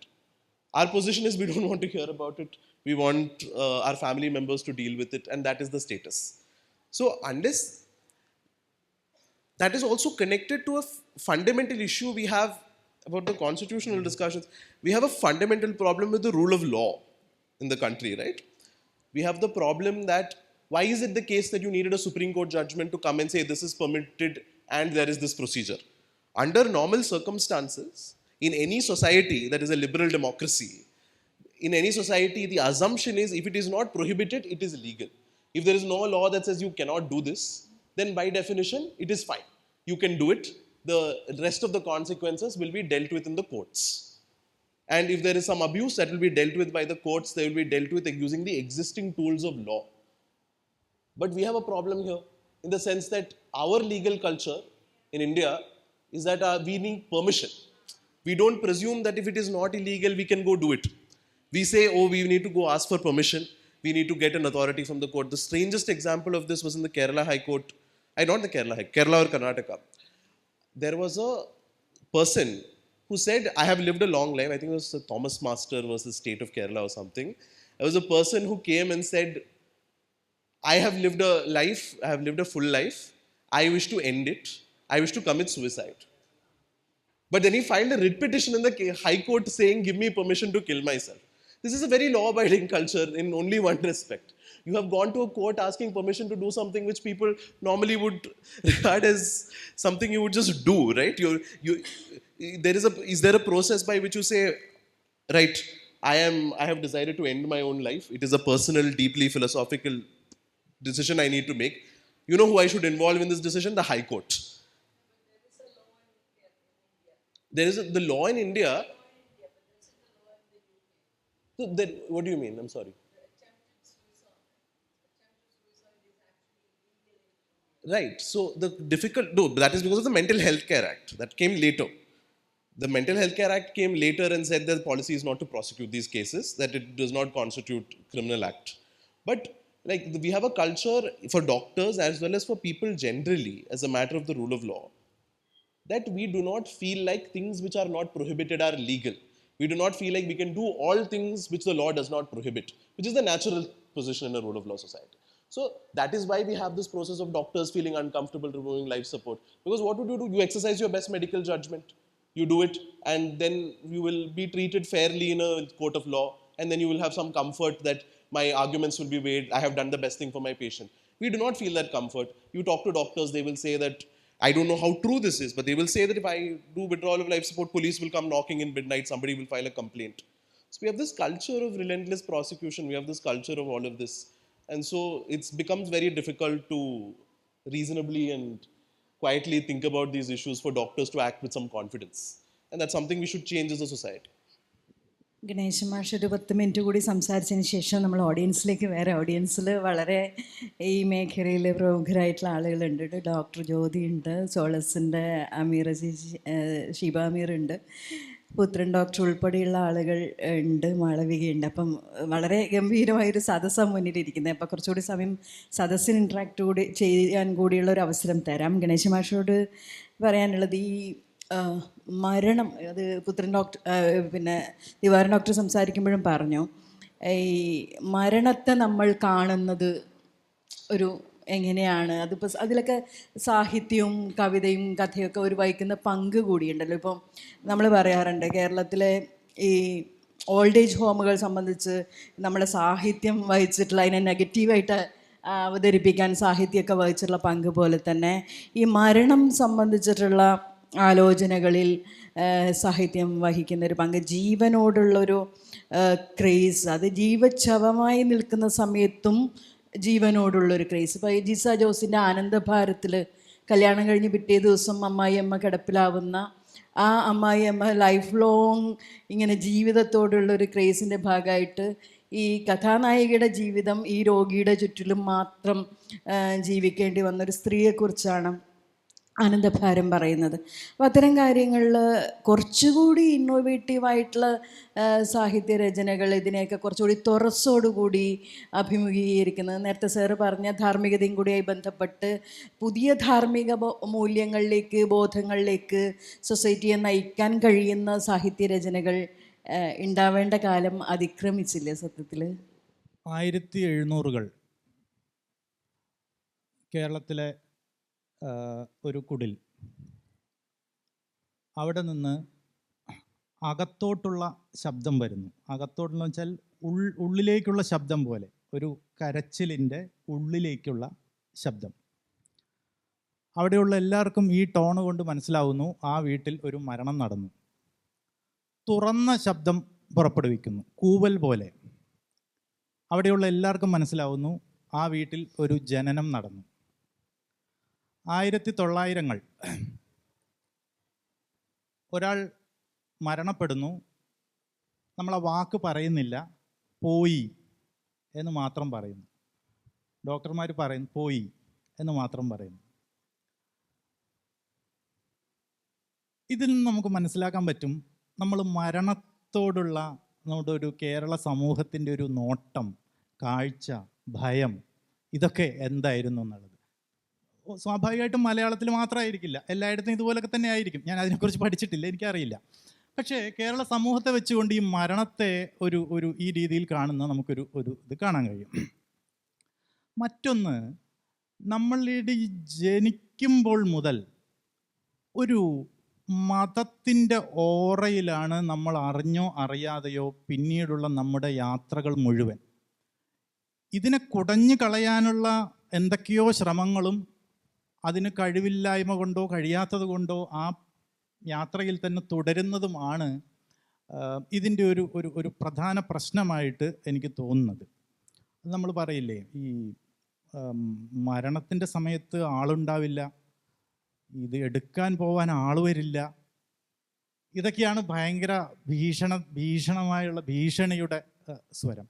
അപ്പോൾ എന്തോ നമുക്ക് തോന്നും ഇതെന്തോ മരിക്കാൻ വേണ്ടിയിട്ടാണോ ആളുകൾ ജീവിക്കുന്നത് എന്ന് തോന്നും വിധം. അല്ലെങ്കിൽ അപ്പോൾ ഈ മതാത്മകതയുടെ ഒരു ബോധത്തിൽ നിന്ന് അതിനെ എത്രമാത്രം ഒട്ടും എളുപ്പമല്ല. കാരണം മതം ഏറ്റവും കൂടുതൽ, എല്ലാ തരത്തിലുള്ള മതങ്ങളും ഏറ്റവും കൂടുതൽ പിടിമുറുക്കിക്കൊണ്ടിരിക്കുന്ന ഒരു കാലത്തിലൂടെയാണ് നമ്മൾ കടന്നുപോയിക്കൊണ്ടിരിക്കുന്നത്. സാഹു ഇവിടെ സൂചിപ്പിച്ചല്ലോ, ഇതൊരു സ്ലോ പ്രോസസ്സായിട്ടാണ് നടക്കുന്നത് എന്ന് പറഞ്ഞുവല്ലോ. ഈ സ്ലോ പ്രോസസ്സിൻ്റെ പ്രശ്നം ഇത് തന്നെയാണ്. ഈ മതാത്മകതയുടെ പരിവേഷത്തെ കുടഞ്ഞു കളയാൻ നമ്മുടെ ഈ പീഠങ്ങൾക്ക് കഴിയുന്നില്ല എന്നുള്ളതാണ് പ്രശ്നം. അതിനെ എങ്ങനെ കുടഞ്ഞു കളയും എന്നുള്ളതിൻ്റെ ആകുലതയും ആശങ്കയുമാണ് സത്യത്തിലുള്ള പ്രശ്നം. ഈ പ്രോസസ്സ് സ്ലോ ആവാൻ കാരണം അതാണ്, അല്ലാതെ മറ്റൊന്നുമല്ല. അപ്പം നമ്മളതിനെ ഇതിനെ എത്രമാത്രം നിങ്ങൾ ഇതിനെ കുടഞ്ഞു കളയുന്നു എന്നുള്ളിടത്തായിരിക്കും ഒരുപക്ഷെ ഇതിൻ്റെ അത് തന്നെയല്ലേ സത്യത്തിൽ പ്രോഗ്രസീവ്നെസ്സിൻ്റെ, പുരോഗമനത്തിൻ്റെ, കൂടുതൽ യുക്തിബോധത്തോടെയുള്ള വിചാരങ്ങളുടെ ഒക്കെ ഒരു യാത്ര, അല്ലെങ്കിൽ അതിലേക്കുള്ള ഒരു ശ്രമം എന്ന് പറയുന്നത്. അപ്പം അതുകൊണ്ട് തന്നെ ഇത് ഒട്ടും എളുപ്പമല്ല. ഇന്ത്യ പോലെയുള്ള നിരവധി വിശ്വാസങ്ങളും അതിൻ്റെ റൂട്ടായിട്ട് വന്നിട്ടുള്ള നമ്മുടെ നിയമസംഹിതയും ഒക്കെ ഇതിനെ അതിൽ നിന്നുള്ള തിരുത്തിയെഴുതൽ എത്രമാത്രം എന്നുള്ളത് വളരെ ബുദ്ധിമുട്ടുള്ള, അല്ലെങ്കിൽ പല രീതിയിൽ നിങ്ങൾക്ക് വ്യാഖ്യാനിക്കാവുന്ന ഒരു സംഗതി തന്നെയാണ്. വിഷയം ഇത് ചർച്ചയ്ക്കെടുക്കുമ്പോൾ ഇത് വളരെ സങ്കീർണമായ ഒരു ഇടത്തിലേക്കാണ് നമ്മൾ പോകുന്നത്. വളരെ നിങ്ങൾക്ക് രേഖീയമായിട്ട് എളുപ്പത്തിൽ പറയാൻ പറ്റാത്ത വിധം ഒരു വലിയ കൺഫ്യൂഷനാണ്. ഇപ്പോൾ സാഹു ഉപയോഗിച്ച് 3-4 തവണ കൺഫ്യൂഷൻ എന്നുള്ള വാക്ക് തന്നെ വരുന്നത് അതുകൊണ്ടാണ്. ഈ വിഷയത്തിൻ്റെ കൂടി കൺഫ്യൂഷൻ ഇതിനകത്തുണ്ട്. ഇതൊരുപക്ഷെ നമ്മുടെ സമൂഹത്തിൻ്റെ ഒരു മുന്നോട്ടുള്ള പോക്കിൽ മാത്രമേ ഈ സമൂഹം ഇതിനെ എത്രമാത്രം ഇതിനെ ഏറ്റെടുക്കുന്നു എന്നുള്ളത് പ്രധാനമാണ്. ആ ഏറ്റെടുക്കൽ തന്നെ ഈ മതാത്മകതയുടെ പരിവേഷത്തിനകത്താണ് നിങ്ങൾ ഏറ്റെടുക്കുന്നത് എങ്കിൽ ഇത് എത്രമാത്രം കൂടുതൽ സങ്കീർണമാവും എന്നത് കൂടിയാണ് ഇവിടുത്തെ പ്രധാന പ്രശ്നം. നമുക്ക് ഓഡിയൻസിലേക്ക് വരാം. ഒന്ന് ഇവിടെ ഈ പറഞ്ഞ പോലെ ഓക്സിജൻ കിട്ടാതെ കുട്ടികൾ കൊല ചെയ്യപ്പെട്ടിട്ടുള്ള നാട് കൂടിയാണ് ഇത്. ലൈഫ് സപ്പോർട്ടിംഗ് സിസ്റ്റത്തിൽ ഏറ്റവും ബേസിക് ആയിട്ടുള്ള കാര്യങ്ങൾ പോലും കൊടുക്കാൻ പറ്റാതെ പോകുന്നു. മറിച്ച് ലോകത്തിലാണെങ്കിൽ ഒരു വ്യക്തി എന്നുള്ള നിലയ്ക്ക് സ്ട്രോങ് ഇൻഡിവിജ്വലായിട്ട് ആളുകൾ മാറിക്കൊണ്ടിരിക്കുമ്പം എങ്ങനെ ജീവിക്കണം, ഏത് വസ്ത്രം ധരിക്കണം, എങ്ങനെയായിരിക്കണം എൻ്റെ മരണം എന്നൊക്കെ ഒരു സ്വാഭാവികമായി തന്നെ ആലോചിക്കാനുള്ള ശേഷിയിലേക്ക് മനുഷ്യൻ വികസിച്ചിട്ടുമുണ്ട്. ഇപ്പോൾ ഒരു നമ്മളുടെ സുഹൃത്തിൻ്റെ ഒരു ഡെത്ത് വില്ലിനകത്ത് പറയുന്നുണ്ട്, ക്യാൻസർ പേഷ്യൻ്റ് ആയിരുന്നു, മരിച്ചുപോയി. അപ്പം ഒരു ബോധം നഷ്ടപ്പെട്ടാൽ എത്ര അളവിൽ മോർഫിൻ ഇഞ്ചെക്റ്റ് ചെയ്യണം അതവരതിൽ പറയുന്നുണ്ട്. സ്വന്തം ഡെഡ് ബോഡി ആരൊക്കെയാണ് കാണേണ്ടത് അതവരതിൽ ഡിസൈഡ് ചെയ്യുന്നുണ്ട്.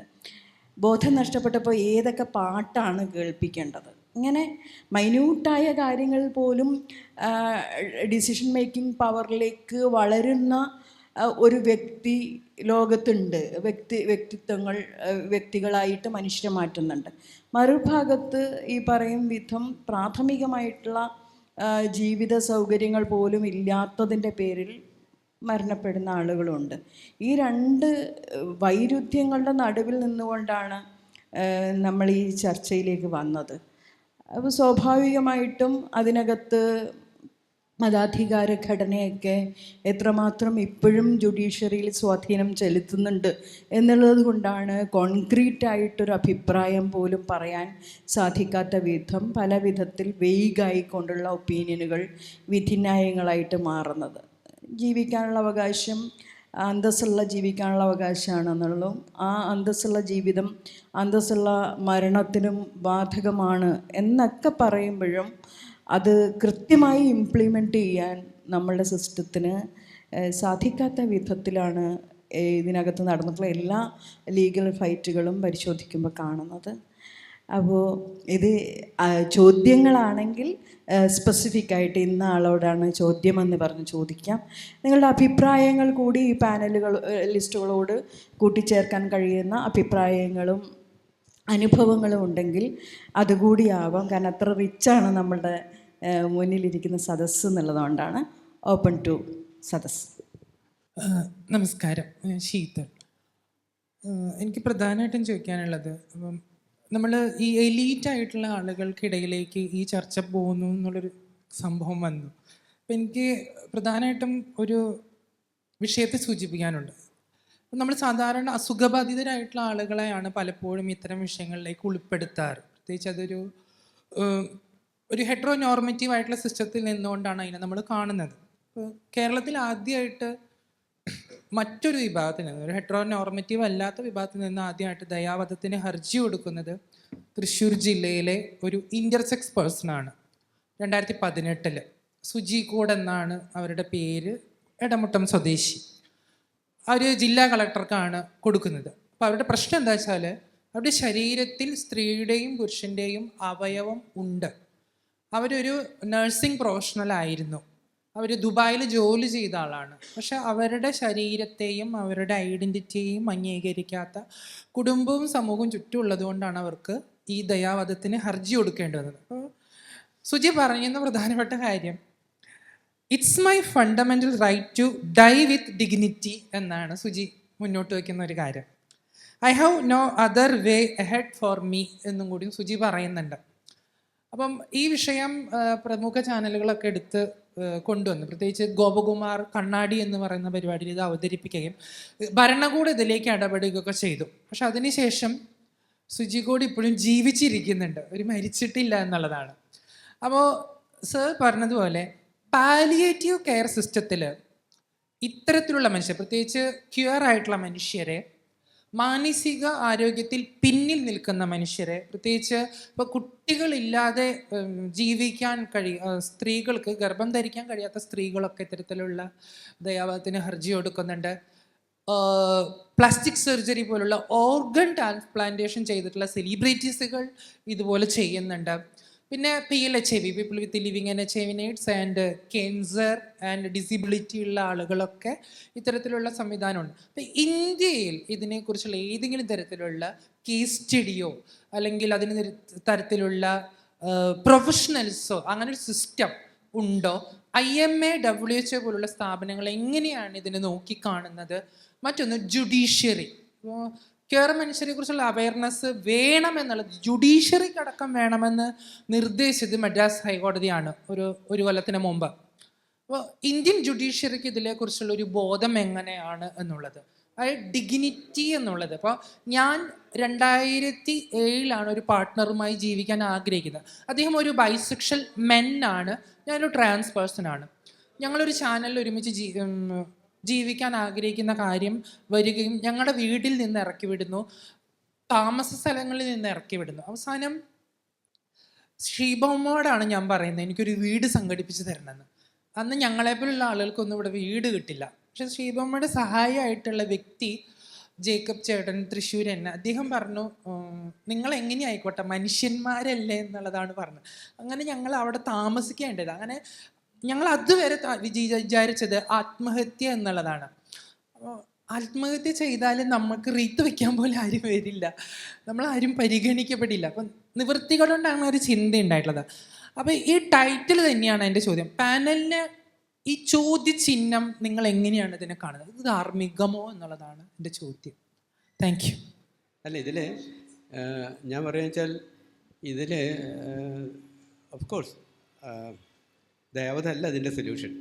കാരണം അവർക്ക് ആസ് എ ഹ്യൂമൻ ബീയിങ് അവർക്കിവിടെ ഡിഗ്നിഫൈഡായിട്ട് ജീവിക്കാനുള്ള റൈറ്റ് ഉണ്ട്. അത് സമൂഹം നിഷേധിക്കുകയാണ് ചെയ്യുന്നത്. അതപ്പോൾ സമൂഹത്തിൻ്റെ അവയർനെസ്സിൻ്റെ ഇഷ്യൂ ഉണ്ട്, നിയമത്തിൻ്റെ പ്രശ്നങ്ങളുണ്ട്. അപ്പോൾ ഇതൊക്കെ ആ നിലയ്ക്ക് തന്നെ നമുക്ക് അഡ്രസ്സ് ചെയ്യപ്പെടേണ്ട കാര്യമാണെന്ന് എനിക്ക് തോന്നുന്നത്. അപ്പോൾ ഇതൊരു യൂത്തനേഷ്യ റിക്വസ്റ്റിൻ്റെ ലേക്ക് വരുന്നത് നമ്മുടെ ഒരു പബ്ലിക്കിൻ്റെ ഒരു പരാജയമായിട്ടാണ് എനിക്ക് തോന്നുന്നത്. കാരണം ഇത് അങ്ങനത്തെ അല്ല, ഇതൊരു കൗൺസിലിംഗ്, പ്രോപ്പർ കൗൺസിലിംഗ്, റീഹാബിലിറ്റേഷൻ, എന്താണ് ടേക്കിംഗ് ടു അവർ ഫോൾഡ് എന്നുള്ളതുണ്ടല്ലോ, അതൊക്കെയാണ് വേണ്ടത്. അപ്പോൾ ഇതിലെന്തായാലും ദയാവധം എന്നുള്ളതൊരു സൊല്യൂഷനായിട്ട് വരുന്നില്ല. ഇറ്റ്സ് ടോട്ടലി അൺഎത്തിക്കലാണ് എന്നാണ് എൻ്റെ അഭിപ്രായം. ദയാവധത്തിനെ പറ്റി പറയുമ്പോൾ ദയാവധത്തിൽ സമ്മതിക്കാത്ത ഒരാളാണ് ഹോക്കിൻസ് എന്ന് പറഞ്ഞ ആൾ. ഹോക്കിൻസ് ഇതിനെക്കുറിച്ച് പ്രപഞ്ചത്തെക്കുറിച്ച് പറഞ്ഞിട്ടുള്ള, ബ്ലാക്ക് ഹോളിനെ കുറിച്ച് പറഞ്ഞിട്ടുള്ള ഹോക്കിൻസ്, അയാൾ അതിൽ ഒപ്പിട്ട് കൊടുത്തില്ല. സമ്മതമല്ല, എനിക്ക് സമ്മതമല്ല, എനിക്ക് ജീവിക്കണം എന്ന് പറഞ്ഞുകൊണ്ടാണ് പിന്നീട് അയാൾ അതിൽ നിന്ന് റിക്കവർ ചെയ്ത് ഇന്ന് ലോകത്തിൽ ഏറ്റവും വലിയ സയൻറ്റിസ്റ്റായി മാറി എന്നുള്ളതാണ്. ഈ ദയാവധം ധാർമ്മികമാവുന്നത് എങ്ങനെയാണെന്ന് ദ്വാര സാറൊന്ന് പറഞ്ഞു തന്നാൽ വളരെ, അതെങ്ങനെയാണ് അതിൻ്റെ ഒരു കൺസെപ്റ്റ് എന്നുള്ളതാണ്. ഈ വധം എന്ന് പറയുന്നത്, ഒരാളെ കൊല്ലാനുള്ള അധികാരമില്ലല്ലോ നമുക്ക്. Absolutely right. നമുക്ക് കൊല്ലാനുള്ള അധികാരമില്ല. ഇവിടെ ഉള്ള പ്രശ്നം എന്താണെന്ന് വിചാരിച്ചാൽ, ഇപ്പോൾ അദ്ദേഹം പറഞ്ഞ ഒരു ഉദാഹരണം ഉണ്ടല്ലോ, അത് നമുക്ക് ദേവതത്തിൻ്റെ എവിടെയും നാലയൽമുഖത്തോലും വരുന്നൊരു കാര്യമല്ല. കാരണം ഒരാൾ ദേവതത്തിൻ്റെ ഡെഫിനിഷനിൽ നേരത്തെ ഞാൻ പറഞ്ഞല്ലോ, ഒരാൾ വോളണ്ടറി ആയിട്ട് ആലോചിക്കാൻ കഴിയുന്ന ചിന്താശേഷിയുള്ള ഒരാൾ, സ്വബോധത്തിലൊരാൾ, തൻ്റെ ആശയങ്ങൾ പ്രകടിപ്പിക്കാൻ കഴിയുന്ന ഒരാൾ തൻ്റെ ജീവൻ അപഹരിക്കണമെന്ന് റിക്വസ്റ്റ് തന്നിട്ട് ആ റിക്വസ്റ്റിൻ്റെ മേലെ മരുന്ന് കൊടുത്ത അയാളുടെ ജീവൻ അപഹരിക്കുന്നതിന് മാത്രമേ യൂത്തനേഷ്യ എന്ന് പറയുള്ളൂ. അപ്പോൾ ഈ വ്യക്തിക്ക് ഇതിൽ താല്പര്യമില്ല എന്ന് പറഞ്ഞാൽ പിന്നെ അവിടെ ഈ ഇഷ്യൂ വരുന്നില്ല, അത് വരുന്നില്ല. അത് യൂത്തനേഷ്യ അല്ല, അത് അങ്ങനെ പറയാൻ പറ്റില്ല. അല്ല എനിക്ക് സോറി, ഓക്കെ. അല്ല, ദേവതത്തിൻ്റെ ധാർമ്മികതയെ കുറിച്ച് പറയുമ്പോൾ ഇതാണ്, ഒരാളുടെ കഷ്ടപ്പാട് ഒരു നിലയ്ക്കും നമുക്ക് കുറയ്ക്കാൻ പറ്റുന്നില്ല എന്നുള്ളൊരു ഘട്ടത്താണ് വിചാരിക്കുക. നമുക്ക് ഓഫ് കോഴ്സ് പാലിറ്റീവ് കെയർ കൊണ്ട് കുറേ കുറയ്ക്കാൻ പറ്റും. പക്ഷേ പാലിറ്റീവ് കെയർ കൊണ്ട് എല്ലാ മരണത്തെയും സുഖസുന്ദരമാക്കാൻ പറ്റുന്നതെന്ന് നമുക്ക് പറയാൻ പറ്റില്ല. നമ്മൾ തോറ്റു തുന്നം പാടുന്ന എത്രയോ കേസുകൾ നമ്മൾ കാണാറുണ്ട്. നമ്മൾ മോർഫിനും എല്ലാം കൊടുക്കുന്നുണ്ട്, എന്നിട്ടും എവിടെയും എത്തുന്നില്ല. അതിൻ്റെ സഫറിങ് അത്രയും ഇതുണ്ട്. അങ്ങനെയുള്ള ഒരാൾ തൻ്റെ ജീവൻ എടുത്തുകൊണ്ട് ഇതിന് തന്നെ ഒരു മോചനം തരണമെന്ന് റിക്വസ്റ്റ് ചെയ്യുമ്പോൾ അത് നടത്തി കൊടുക്കാനുള്ള ഒരു ധാർമ്മിക ഉത്തരവാദിത്വമുണ്ട് ആസ് ഫെലോ ഹ്യൂമൻ ബീയിങ്സ് എന്നുള്ള നിലയ്ക്ക്. അതാണ് ഞാൻ പറഞ്ഞത്.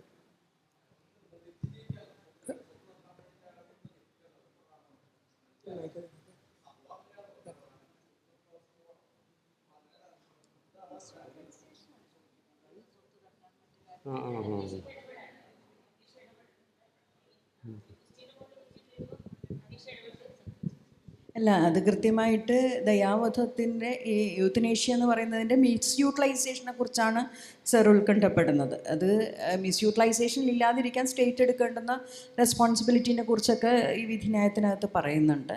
അടുത്ത ചോദ്യത്തിലേക്ക്. അതല്ല, എനിക്ക് ഇതിലിപ്പോൾ ചോദിക്കാനുള്ള ഇത് സബ്ജക്റ്റ് കണ്ടപ്പോൾ തന്നെ ഇത് നമ്മൾ അനിവാര്യമായിട്ടുള്ളൊരു സംഗതി, സുനിശ്ചിതമായിട്ടുള്ളൊരു സംഗതി, അത് അനിശ്ചിതത്വം നിലനിൽക്കുന്നതാണെന്ന് എല്ലാവർക്കും അറിയാം. പക്ഷേ ആ പേരിൽ തന്നെ ഈ വധം ഒരിക്കലും ദയാവധം എന്ന് പറഞ്ഞ മാതിരി തന്നെ ആ പേര് അത് മാറ്റണമെന്നല്ല. ഈ ദയാവധം എന്ന് പറയുമ്പോൾ തന്നെ അവിടെ നമ്മൾ വരുന്നത് ശരിക്ക് അയാളോടുള്ള സഹതാപമാണ് വരുന്നത്. ആ പേരിൽ തന്നെ ഒരു സഹതാപത്തിൻ്റെ ധ്വനിയാണ് ആ ദയ എന്ന് പറയുമ്പോൾ തന്നെ, അനുതാപം ഇല്ല. പിന്നെ രണ്ടാമത് ഈ ധാർമ്മികമോ എന്നുള്ള ചോദ്യം വരുന്നേ ഇല്ല. അതൊരിക്കലും ധാർമ്മികമാവില്ല. അധാർമിക ഒരു വധവും, ആ വധം എന്നുള്ള പേര് വന്നാൽ ഒരു വധവും ധാർമ്മികമാവില്ല. നിയമപരമായിട്ടായാലും ഇതായിട്ട് വന്നാലും ധാർമ്മികമാവാൻ വഴിയില്ലല്ലോ. അപ്പോൾ ആ പേരിൽ തന്നെ ഒരു ഇത് മാറ്റം വരുത്തേണ്ട ഒരു ആവശ്യമുണ്ട് എന്നുള്ളതാണ് എനിക്കൊരു തോന്നൽ. ആ വധം. പിന്നെ രണ്ടാമത് ഇത് ആ മൂന്നാമതൊരാളാണ് ഇത് തീരുമാനിക്കുന്നത്. ഇത് അനുഭവമായിട്ട് അതായിട്ട് കൊണ്ടിരിക്കുന്ന ആ വ്യക്തി അല്ല അത് തീരുമാനിക്കുന്നത്. ഈ തീരുമാനിക്കപ്പെടുന്ന വ്യക്തികൾക്ക് ആ വ്യക്തിയായിട്ട് ഭൂരിപക്ഷ ആൾക്കാർക്കും യാതൊരു വിധത്തിലും മാനസികമായിട്ടുള്ള ഒരടുപ്പും ഇല്ലാത്ത ഒരു ആൾക്കാരാണ്. ആരായാലും ഏത് പദവിയിലിരിക്കുന്ന ആളായാലും ഈ മരണത്തെ നേരിട്ടുകൊണ്ട് ഈ വേദനയും ഇതും അനുഭവിച്ചുകൊണ്ടിരിക്കുന്ന ഈ വ്യക്തിയായിട്ട് ഇല്ലാത്ത ഒരു പാനലാണ് ഇത് തീരുമാനിക്കാൻ ഫൈനലായിട്ട് നമ്മളിപ്പം അധികാരം കൊടുക്കാൻ തന്നെ നിയമപരമായിട്ട് വന്നാലും ഭൂരിഭാഗം അങ്ങനെയാണ്. അത് മാറ്റിയിട്ട് ഇവരോട് ഏറ്റവും കൂടുതൽ അനുതാപമായിട്ടും ഇവരുമായിട്ട് രക്തബന്ധമുള്ള ഇവരിൽ ഏറ്റവും കൂടുതൽ ഇവരോട് ആ ഒരു മാനസികാവസ്ഥയുള്ള ഒരു വ്യക്തി. പിന്നെ സത്യത്തിൽ ആലോചിച്ച് നോക്കിയാൽ ഇപ്പോഴും നമ്മൾ ദയാവധം ഇവിടെ നടക്കുന്നില്ലേ? നമ്മളുടെ ഇപ്പോൾ വേണ്ടപ്പെട്ടവരുടെ എപ്പോൾ വെന്റിലേറ്റർ മാറ്റണമെന്ന് നമ്മളാണ് കൂടെ നിൽക്കുന്ന മക്കളോ ഭർത്താവോ ഇവരോ അല്ലേ പറയുന്നത്. അതിനനുസരിച്ചിട്ടല്ലേ മാറ്റപ്പെടുന്നതും ആ വ്യക്തി മരിച്ചു പോകുന്ന സംഭവങ്ങൾ എത്രയുണ്ട്?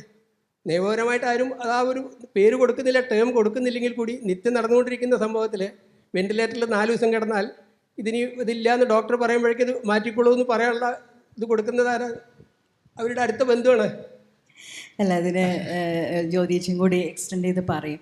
സർ, നമ്മൾ ആദ്യമേ പറഞ്ഞു ഈ ഗ്രീക്കിൽ യൂത്തനേഷ്യ എന്ന് പറയുന്ന ഒരു വാക്ക് നമ്മൾ ഇംഗ്ലീഷിൽ മേഴ്സി കില്ലിങ് എന്നുള്ള രീതിയിൽ കില്ലിങ് എന്ന് പറയുമ്പോൾ യൂത്തനേഷ്യയിൽ വളരെ കൃത്യമായിട്ട് അതൊരു നല്ല മരണം എന്ന് മാത്രമേ അതിനർത്ഥമുള്ളൂ. വധം എന്നുള്ള വാക്കേ അതിനകത്തില്ല.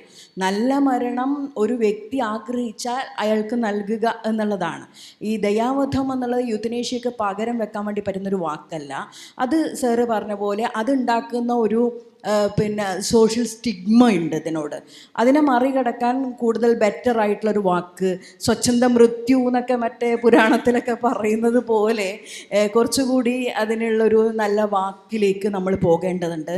മറ്റൊന്ന്, നല്ല സ്വബോധത്തിലും സ്വമേധയായും എടുക്കുന്ന തീരുമാനമാണ് ഈ യൂത്തനേഷ്യയുടെ ഭാഗമായിട്ട്, അല്ലാതെ ബന്ധുക്കൾ സ്വത്ത് തട്ടിൽ എടുക്കുന്നതിന് വേണ്ടിയിട്ടോ ഇതൊന്നും ചെയ്യുന്നതല്ല. അവരവരുടെ ശരീരം ഇനി ഇതിനപ്പുറത്തേക്ക് പരീക്ഷണത്തിന് വൈദ്യശാസ്ത്രത്തിന് വിട്ടുകൊടുക്കാൻ സന്നദ്ധമല്ലെങ്കിൽ ഞാനിതിവിടെ അവസാനിപ്പിക്കണം, എനിക്കിത് മതി എന്ന് തീരുമാനിച്ചൊരു മനുഷ്യന് ആ തീരുമാനത്തോടൊപ്പം നിയമവും പൊതുസമൂഹവും നിൽക്കണമോ വേണ്ടയോ എന്നുള്ളതാണ് ഇതിലെ ധാർമ്മികത. നിൽക്കണം എന്നുള്ളതാണ് നമ്മൾ ഇതിൻ്റെ ഒരു ധാർമ്മികതയിൽ നമ്മൾ എടുത്തിട്ടുള്ള പൊസിഷൻ. അതിനെ മേഴ്സി കില്ലിങ്, ദയാവധം എന്നൊക്കെ പറഞ്ഞ് ഈ മതബോധത്തിൻ്റെ ധാർമ്മികതയോട് ചേർത്ത് കെട്ടുന്നതിനേക്കാൾ പുതിയ വാക്കുകളുടെ ആഴങ്ങളിലേക്ക് നമുക്ക് പോകാൻ സാധിക്കുക എന്നുള്ളതാണ്. മുരളീരാജ, ഒറ്റ മിനിറ്റ്,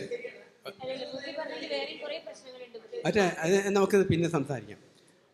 മുരളീരാജ ചോദിച്ച ചോദ്യം പണ്ട് European association of palliative care ഈ വൈറ്റ് പേപ്പർ പബ്ലിഷ് ചെയ്യുമ്പോൾ ഉണ്ടായി. ഇൻറ്റൻഷണൽ ആക്ട് ഓഫ് കില്ലിംഗ് എന്നൊക്കെ പറയണോ? നമുക്ക് അസിസ്റ്റഡ് ഡൈയിങ് എന്നൊക്കെ പറഞ്ഞാൽ പോരെ എന്നൊക്കെ. അപ്പോൾ അവർ പറഞ്ഞതെന്ന് വെച്ചാൽ there is no ambiguity, it is killing and nothing less than killing ആണ്. നിങ്ങൾക്ക് അത് ആക്സെപ്റ്റ് ചെയ്യാൻ പറ്റുമെങ്കിൽ ചെയ്താൽ ആക്സെപ്റ്റ് ചെയ്താൽ മതി, അത്രയേ ഉള്ളൂ. Euthanasia is killing and it's nothing but killing. അത് ആക്സെപ്റ്റ് ചെയ്യാൻ പറ്റുമെങ്കിൽ നിങ്ങൾ അതിന് പോയിക്കോളൂ.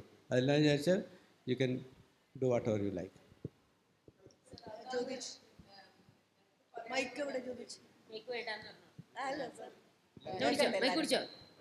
പോലെ അല്ല, എനിക്ക് പറയാനുള്ളത് അതാണ്. എന്ന് വെച്ചാൽ നമ്മൾ പിന്നെ ഇപ്പോൾ ഇംഗ്ലണ്ടിൽ യൂത്തനേഷ്യ ഇല്ല. ഇപ്പം ഞാൻ ജോലി ചെയ്യുന്നിടത്ത് യൂത്തനേഷ്യ അക്സെപ്റ്റഡ് അല്ല. പക്ഷെ അതിലത്തെ നമ്മളിപ്പോൾ ഒരു പേഷ്യൻറ്റ് വന്നു, ഒരു ആത്മഹത്യ അറ്റംപ്റ്റ് ചെയ്ത് വന്നവരോ എന്നാണെങ്കിൽ നമ്മൾ ആദ്യം അവരോട് അവർ മരിക്കാൻ താല്പര്യപ്പെടുന്നു. അപ്പോൾ മാനസിക രോഗം ഇല്ല, ഒരു പിന്നെ മനസ്സിനോ ഇതിനോ ഒന്നും ഈ മരിക്കണം എന്ന ആഗ്രഹത്തിന് പിന്നെ നമുക്ക് മറുത്ത് പറയാനുള്ള യാതൊന്നും അവർക്കില്ല. വളരെ അധികം ആലോചിച്ചെടുത്ത ഒരു തീരുമാനമാണ് എനിക്ക് മരിക്കണം എന്നുള്ളത്. അപ്പം മാനസിക രോഗം ഇല്ല, മാനസിക പ്രശ്നങ്ങളില്ല, വേറെ ഒന്നും. അപ്പം ഈ പറഞ്ഞ പോലെ എനിക്ക് ജീവിക്കാൻ വേറെ മാർഗമില്ല, അതുകൊണ്ട് എനിക്ക് മരിക്കണം എന്നുള്ളത് അതുകൊണ്ടാണ് ഇതാവാത്തത്. എന്ന് വെച്ചാൽ ജീവിക്കാൻ മാർഗം ഉണ്ടാക്കി കൊടുക്കേണ്ടത് സ്റ്റേറ്റിൻ്റെ റെസ്പോൺസിബിലിറ്റിയാണ്. അപ്പോൾ ആ ഹെൽത്ത് കെയർ പിന്നെ ഈ പിന്നെ എന്താ പറയുക, ജീവൻ രക്ഷ മാത്രമല്ല, ഹെൽത്ത് കെയർ സ്റ്റാറ്റ്യൂട്ടായിട്ടുള്ള ഒരു രാജ്യത്ത് നിന്നിട്ട് നോക്കുമ്പം നമുക്ക് അങ്ങനെയാണെന്ന് പറയാം. എന്ന് വെച്ചാൽ എന്താ പറയുക, കെയർ കൊടുക്കാൻ പറ്റാണ്ട് ആ ആൾ മരണത്തെ ഞാൻ മരിക്കുന്നു, എനിക്ക് കെയർ കിട്ടാനില്ല, കെയർ എടുക്കാനില്ല എന്നുള്ള ആ മരണം നമുക്കത് അക്സെപ്റ്റ് ചെയ്യാൻ പറ്റില്ല. ഇതെന്ന് വെച്ചാൽ വളരെ കൃത്യമായിട്ട് പിന്നെ എനിക്ക് ഇനി മുതൽ ജീവിക്കണ്ട, പക്ഷെ ഞാൻ പറയുന്നത് എൻ്റെ വേറെയുള്ള പരാധീനതകളെ കൊണ്ടൊന്നും അല്ല, എനിക്ക് ഇത് ആവശ്യമില്ല എന്നുള്ളൊരു പോയിന്റിൽ നിന്നിട്ട് നമ്മൾ സംസാരിക്കുന്നത്. അതുകൊണ്ടാണ് അത്ര അധികം ഒരു പിന്നെ ഇതൊരു എന്താ പറയുക, നമ്മൾ പിന്നെ ഈ ധാർമ്മികതേൻ്റെ ഇഷ്യൂ ആണ്. ഇതിപ്പം ഞാനാണെങ്കിൽ ഇപ്പം എൻ്റെ പേഴ്സണൽ ഇതിൽ ഇപ്പം എന്നോട് ഒരു ഡോക്ടറോട് ഒരു രോഗി പറയുന്നു എന്നെ ഒന്ന് കൊന്നു തരൂ എന്നുള്ളത്, അപ്പം ഞാനാണ്, നിങ്ങൾക്ക് ആർക്ക് വേണമെങ്കിലും ചെയ്യാം, ഞാൻ ആ രോഗീനെ കൊന്നു കൊടുക്കാൻ ഞാൻ തയ്യാറല്ല. എൻ്റെ രോഗീനെ ഈ മരുന്ന് ഇഞ്ചക്ട് ചെയ്ത് കൊല്ലൂ എന്ന് പറയുമ്പോൾ ഞാനത് തയ്യാറില്ല എന്നുള്ള പൊസിഷനിൽ ഞാൻ നിൽക്കുന്നു. അതൊരു ഭയങ്കര വളരെ ഡിസ്റ്റർബിങ് ആയിട്ടുള്ള കാര്യമാണ് എന്നെ സംബന്ധിച്ചിടത്തോളം. ഞാനെന്ന വ്യക്തിനെ സംബന്ധിച്ചിടത്തോളം ഡിസ്റ്റർബിങ് ആണ്. അപ്പോൾ ഒരു ഓർഡർ ലോ വരുന്നു, ഡോക്ടർമാരാണ് ഇത് ഇതാക്കേണ്ടത്, ഈ പിന്നെ ഇപ്പം വേറെ രാജ്യങ്ങളിലുള്ള പോലെ ഡോക്ടറാണ് ഇത് ചെയ്യേണ്ട ആളെന്ന് പറഞ്ഞാൽ ഞാൻ ഫോഴ്സ്ഡ് ആവുന്നുണ്ടെങ്കിൽ എനിക്കത് ചെയ്യേണ്ടി വരും. പക്ഷെ അതിനെതിരായിട്ട് ഞാൻ ശ്രമിച്ചുകൊണ്ടിരിക്കുന്നു. International Association for Hospice and Palliative Care IHPC അവർ പറയുന്നുണ്ട് പാലിയേറ്റീവ് കെയറിൻ്റെ ഒരു പാർട്ടല്ല യൂത്തനേഷ്യ എന്നുള്ള. എക്സെപ്ഷണൽ സിറ്റുവേഷനിൽ യൂത്തനേഷ്യ ആവാമായിരിക്കാം, ജസ്റ്റിഫയബിൾ ആയിരിക്കാം, പക്ഷേ it should never be a part of palliative care എന്നുള്ള പറയുന്നുണ്ട്. അപ്പോൾ as you are working in palliative care ധൈര്യമായിട്ട് റിജക്റ്റ് ചെയ്യാം, എനിക്ക് പറ്റില്ല അത്. അതൊരു സമയം വൈകിയെന്ന് എനിക്കറിയാം. രണ്ട് കാര്യങ്ങൾ സാറേ, ഈ ധാർമ്മികതയും നൈതികതയും രണ്ടും ഒരുപോലെ നമുക്ക് കൺസിഡർ ചെയ്യാൻ കഴിയുമോ? ഇപ്പോൾ എത്തിക്കൽ ഇഷ്യൂ എന്ന് പറയുമ്പോൾ അതൊരു സൊസൈറ്റിയുടെ ശരി എന്ന് തോന്നുന്നതും, ധാർമ്മികത എനിക്ക് തോന്നുന്നു കുറച്ചും കൂടി പേഴ്സണലായിട്ട്, ഇപ്പം ഡോക്ടറുടെ കാര്യത്തിൽ തന്നെ പറഞ്ഞത് അത് ഒരു മൊറാലിറ്റിയാണ് ആ സാധനത്തിൽ വരണമെന്ന് എനിക്ക് തോന്നുന്നു. വെച്ചാൽ മോറലി ആർ യു, അപ്പം മൊറാലിറ്റി ഓരോരുത്തരുടെ പേഴ്സണൽ കാര്യങ്ങൾ ഡിഫറെൻ്റ് ആയിരിക്കും. നമ്മൾ എത്തിക്സ് സംസാരിക്കുമ്പോൾ സൊസൈറ്റി ഇൻ എ ലാർജ് ഏതാണ് ആ സൊസൈറ്റിക്ക് നല്ലത് എന്ന് പറഞ്ഞ് ചെയ്യാമായിരിക്കും എന്നാണ് എനിക്ക് ഒരു ഡിഫറൻസ് ഓഫ് ഒപ്പീനിയൻ ഉണ്ട് അതിൽ. ഈ നൈതികതയും ധാർമ്മികതയും ഒരുപോലെയാണോ നമ്മൾ കാണേണ്ടത്, അതോ മൊറാലിറ്റി വേറെയാണോന്ന്? പിന്നെ ഒരു ചെറിയ ഇൻസിഡൻസ്, ഇതൊക്കെ നമ്മൾ പറയുമ്പോഴും ഞാൻ ഡോക്ടർ അജയൻ സൊളൈസിലൊക്കെ നമ്മൾ ഒരുമിച്ച് സാറിനൊക്കെ അറിയാവുന്ന, ഷെബിചേച്ചിക്ക് അറിയാവുന്ന ഒരു കേസാണ്. നമ്മുടെ അതിരിദാസിനെ നമ്മൾ ഒരുപാട് തവണ ഡിസ്കസ് ചെയ്തിട്ടുള്ളൊരു കേസാണ്. അവൻ ഒരു 4 വർഷത്തോളം പീഡിയാട്രിക്സിൽ വെൻറ്റിലേറ്ററിൽ കിടന്നൊരു കുഞ്ഞാണ്.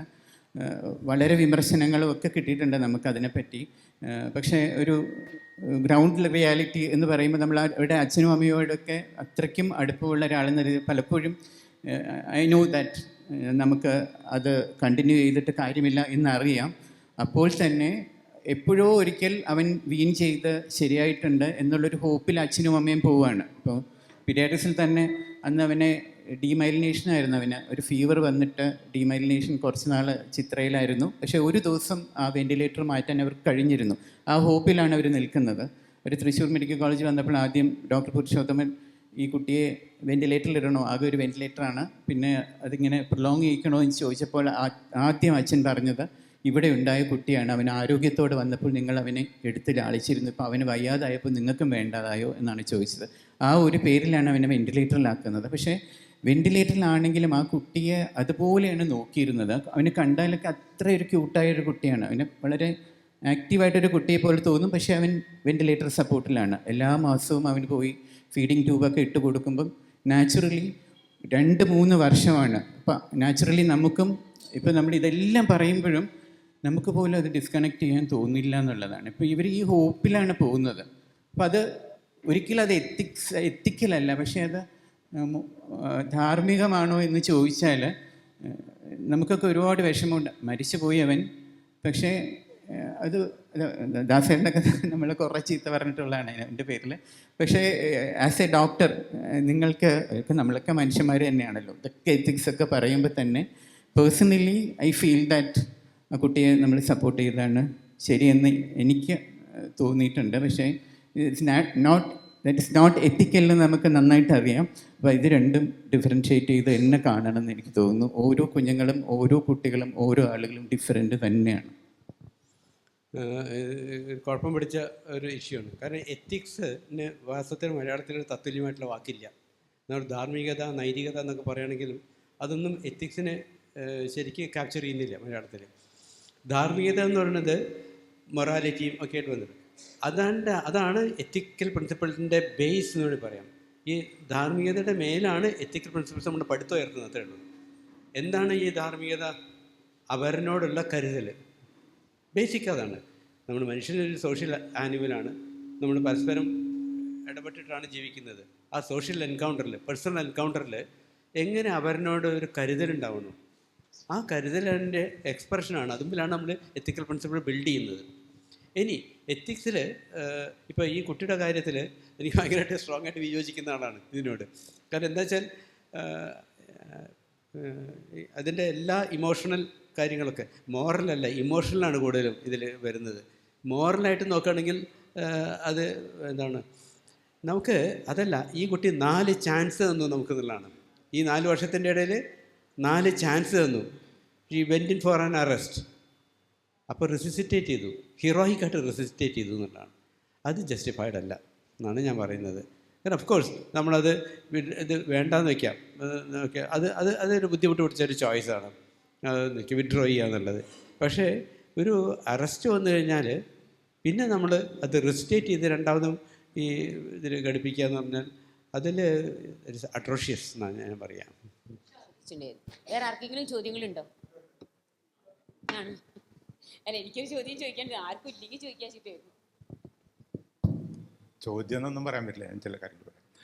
അതായത് ദയാവധം എന്നോ യൂത്തനേഷ്യ എന്നോ ടെർമിനോളജി എന്തുമാവട്ടെ, ചർച്ചയിൽ ഉയർന്നു വന്ന ഒരു പ്രശ്നം എനിക്ക് തോന്നിയത് സാധ്യതകളേക്കാൾ പരിമിതികളാണ് രംഗത്ത് നിലവിലുള്ളത്. അപ്പോൾ നമ്മൾ പരിമിതികളെ ഓവർകം ചെയ്യുന്നതിന് അടിസ്ഥാനപരമായ കാരണങ്ങൾ എന്തൊക്കെയാണെന്ന് ചിന്തിക്കേണ്ടി വരും. എൻ്റെ ഒരു പരാതിയാണ്, ഈ പാനലിസ്റ്റുകൾ അവരവരുടെ മേഖലകളെ കേന്ദ്രീകരിച്ചുകൊണ്ടാണ് സംസാരിച്ചത്. അതൊരു കുറ്റമായിട്ടല്ല ഞാൻ പറയുന്നത്. ഇത്തരം ചർച്ചകളിൽ വരുമ്പോൾ ഈ പാനലിസ്റ്റുകൾ നമ്മുടെ ഈ ഞാൻ പറഞ്ഞ ഈ പരിമിതികൾക്ക് കാരണങ്ങളും കൂടെ അന്വേഷിക്കേണ്ടതാണ്. ഞാൻ പറയും, ബാഡ് പൊളിറ്റിക്സും ബാഡ് എക്കണോമിക്സുമാണ് പരിമിതികൾക്ക് ആധാരം. അപ്പോൾ അങ്ങനെ വരുമ്പോൾ ഈ ഗുഡ് പൊളിറ്റിക്സും ഗുഡ് എക്കണോമിക്സും കൊണ്ടുവന്നാലേ നമ്മുടെ ഈ ആരോഗ്യരംഗവും മെച്ചപ്പെടൂ എന്നുള്ള കാര്യം കൂടെ കോയിൻ ചെയ്ത് പറഞ്ഞിരുന്നെങ്കിൽ കുറച്ചും കൂടെ നന്നായിരുന്നു എന്ന് എനിക്ക് തോന്നി. ഒരു കാര്യം കൂടി ഡോക്ടറെ, അല്ലല്ല, ഒരു സെൻറ്റൻസ് കൂടെ കൂട്ടി ചേർക്കാനുള്ളൂ. സമൂഹം ഉണരാൻ സമയമെടുക്കുമെന്നോ എന്നുള്ള പോലെ പറഞ്ഞല്ലോ. ഞാൻ പറയുന്നത് സമൂഹം ഉണരുന്നതിന് സമയമെടുക്കും, അത് സ്വാഭാവികമാണ്. നമ്മളൊരു ജനാധിപത്യ സമൂഹത്തിലല്ലേ. ലിബർട്ടി ആൻഡ് ഈക്വാലിറ്റി മുന്നോട്ട് വയ്ക്കുന്ന ഒരു ജനാധിപത്യ സമൂഹത്തിൻ്റെ ഭരണകൂടത്തിൻ്റെ ഉത്തരവാദിത്വമായിട്ട് അത് മാറുന്നില്ല എന്നുള്ളതാണ് അടിസ്ഥാന പ്രശ്നം. അതാണ് കൂടുതൽ ഫോക്കസ് ചെയ്യപ്പെടേണ്ടത് എന്നും എനിക്ക് തോന്നി. സാർ, എനിക്ക് പറയാനുള്ള കാര്യം മോഡറേറ്റർ ഉന്നയിച്ചൊരു കാര്യമാണ്. അതായത് പൊളിറ്റിക്സ് ഓഫ് മെക്സിക്കില്ലേ, അത് പറയുന്നത് വേൾഡ് ഹങ്കർ ഇൻഡെക്സിൽ 101ാമത് ഇന്ത്യ നിൽക്കുമ്പോൾ യഥാർത്ഥത്തിൽ ഭരണകൂടം മെഴ്സിക്കലി നടത്തുകയാണ്. അതാണ് എൻ്റെ രാഷ്ട്രീയം. പിന്നെ ഞാൻ I am asking to Nihal Sahu, this is a emerging issue of digital killing because in a foreign country like US, a patient was dead because of some hacker hacked his medical data, and the hacker wanted him a medically. That is why the medical data was hacked. And he eventually, the nurse mistook the medical data and administered another wrong medicine, and he died. What is your take on it? Okay. There are problems. I think it is very unlikely generally to have, I don't think doctors are blind robots following a system. I don't think a doctor will see a medical record saying this person wants a mercically and go ahead and do it. So there are these issues. I don't think doctors are robots. They will think about this. They will confirm whether the decision was taken properly. There is a process of consulting with different people.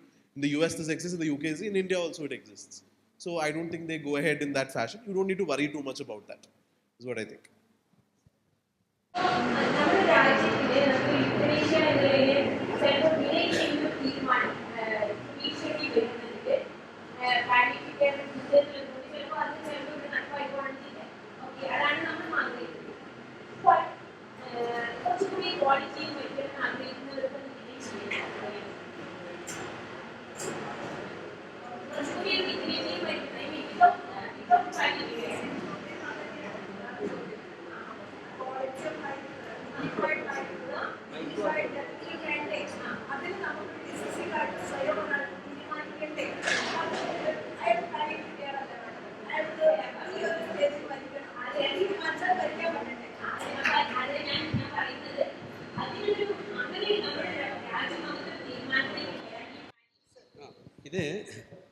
ഇതെന്താ പ്രശ്നം എന്ന് വെച്ചാൽ dignified ആയിട്ട് death എന്നുള്ളതാണ് ഉദ്ദേശം അല്ലേ.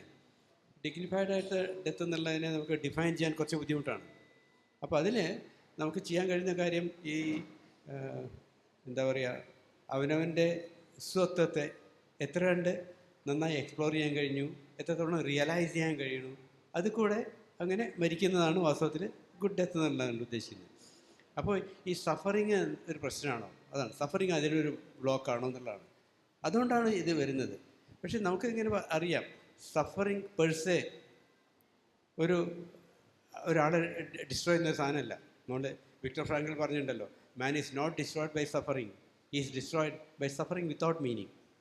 അപ്പോൾ ഈ എൻഡ് ഓഫ് ലൈഫിലും അവരനുഭവിക്കുന്ന ഒരു സഫറിങ്ങിന് ഒരു മീനിങ് കണ്ടെത്താൻ നമ്മൾ ഉണ്ടാക്കി കൊടുക്കല്ല. If we can help them to find meaning, അങ്ങനെ ആവുകയാണെങ്കിൽ അത് കുറവുകൂടെ സുഖസുന്ദരമായിട്ടുള്ളൊരു മരണമായിട്ട് മാറില്ലേ? ആ ഒരു പോസിബിലിറ്റി അവിടെ കിടക്കുന്നുണ്ട്. നമ്മൾ ആ ഒരു സാധ്യത ഇല്ലാതെയാക്കുകയാണ് ചെയ്യുന്നത്. ബട്ട് അല്ല, അവിടെ ഒരു പ്രശ്നമുണ്ട്. ഒരു സഫറിങ്ങിലുള്ള ഒരാൾക്ക് ഒരിക്കലും ആ ഒരു ഇതിലേക്ക് റിയലൈസ് ചെയ്യാൻ കഴിയില്ല. You have to first of all relieve the suffering. അത് ആ സഫറിങ് റിലീവ് ചെയ്യുമ്പോഴാണ് അയാൾ റിഫ്ലക്റ്റ് ചെയ്യുന്നത്, what was the suffering I went through, what was the experience. ആ റിഫ്ലക്ഷനിലാണ് ഈ ഗ്രോത്ത് ഉണ്ടാവുന്നത്. അപ്പോൾ ഒരു നിലയ്ക്കും ആ സഫറിങ് കുറയ്ക്കാൻ കഴിയുന്നില്ല എന്ന് പറഞ്ഞാൽ യൂത്തനേസിയ ഒരു ഓപ്ഷൻ ആവുന്നതിൽ തെറ്റില്ല എന്ന് എനിക്ക് തോന്നുന്നു. അതിന് യൂത്തനേസിയ വേണമെന്നില്ല, നമുക്ക് we can sedate the patient. അതുകൊണ്ട് ടെർമിനൽ സെഡേഷൻ, മരിക്കുന്നവരെ അയാളെ സെഡേറ്റ് ചെയ്ത് ഉറക്കത്തിൽ കടത്തുക, അതിന് നമ്മൾ യൂത്തനേസിയ എന്ന് പറയുന്നില്ല.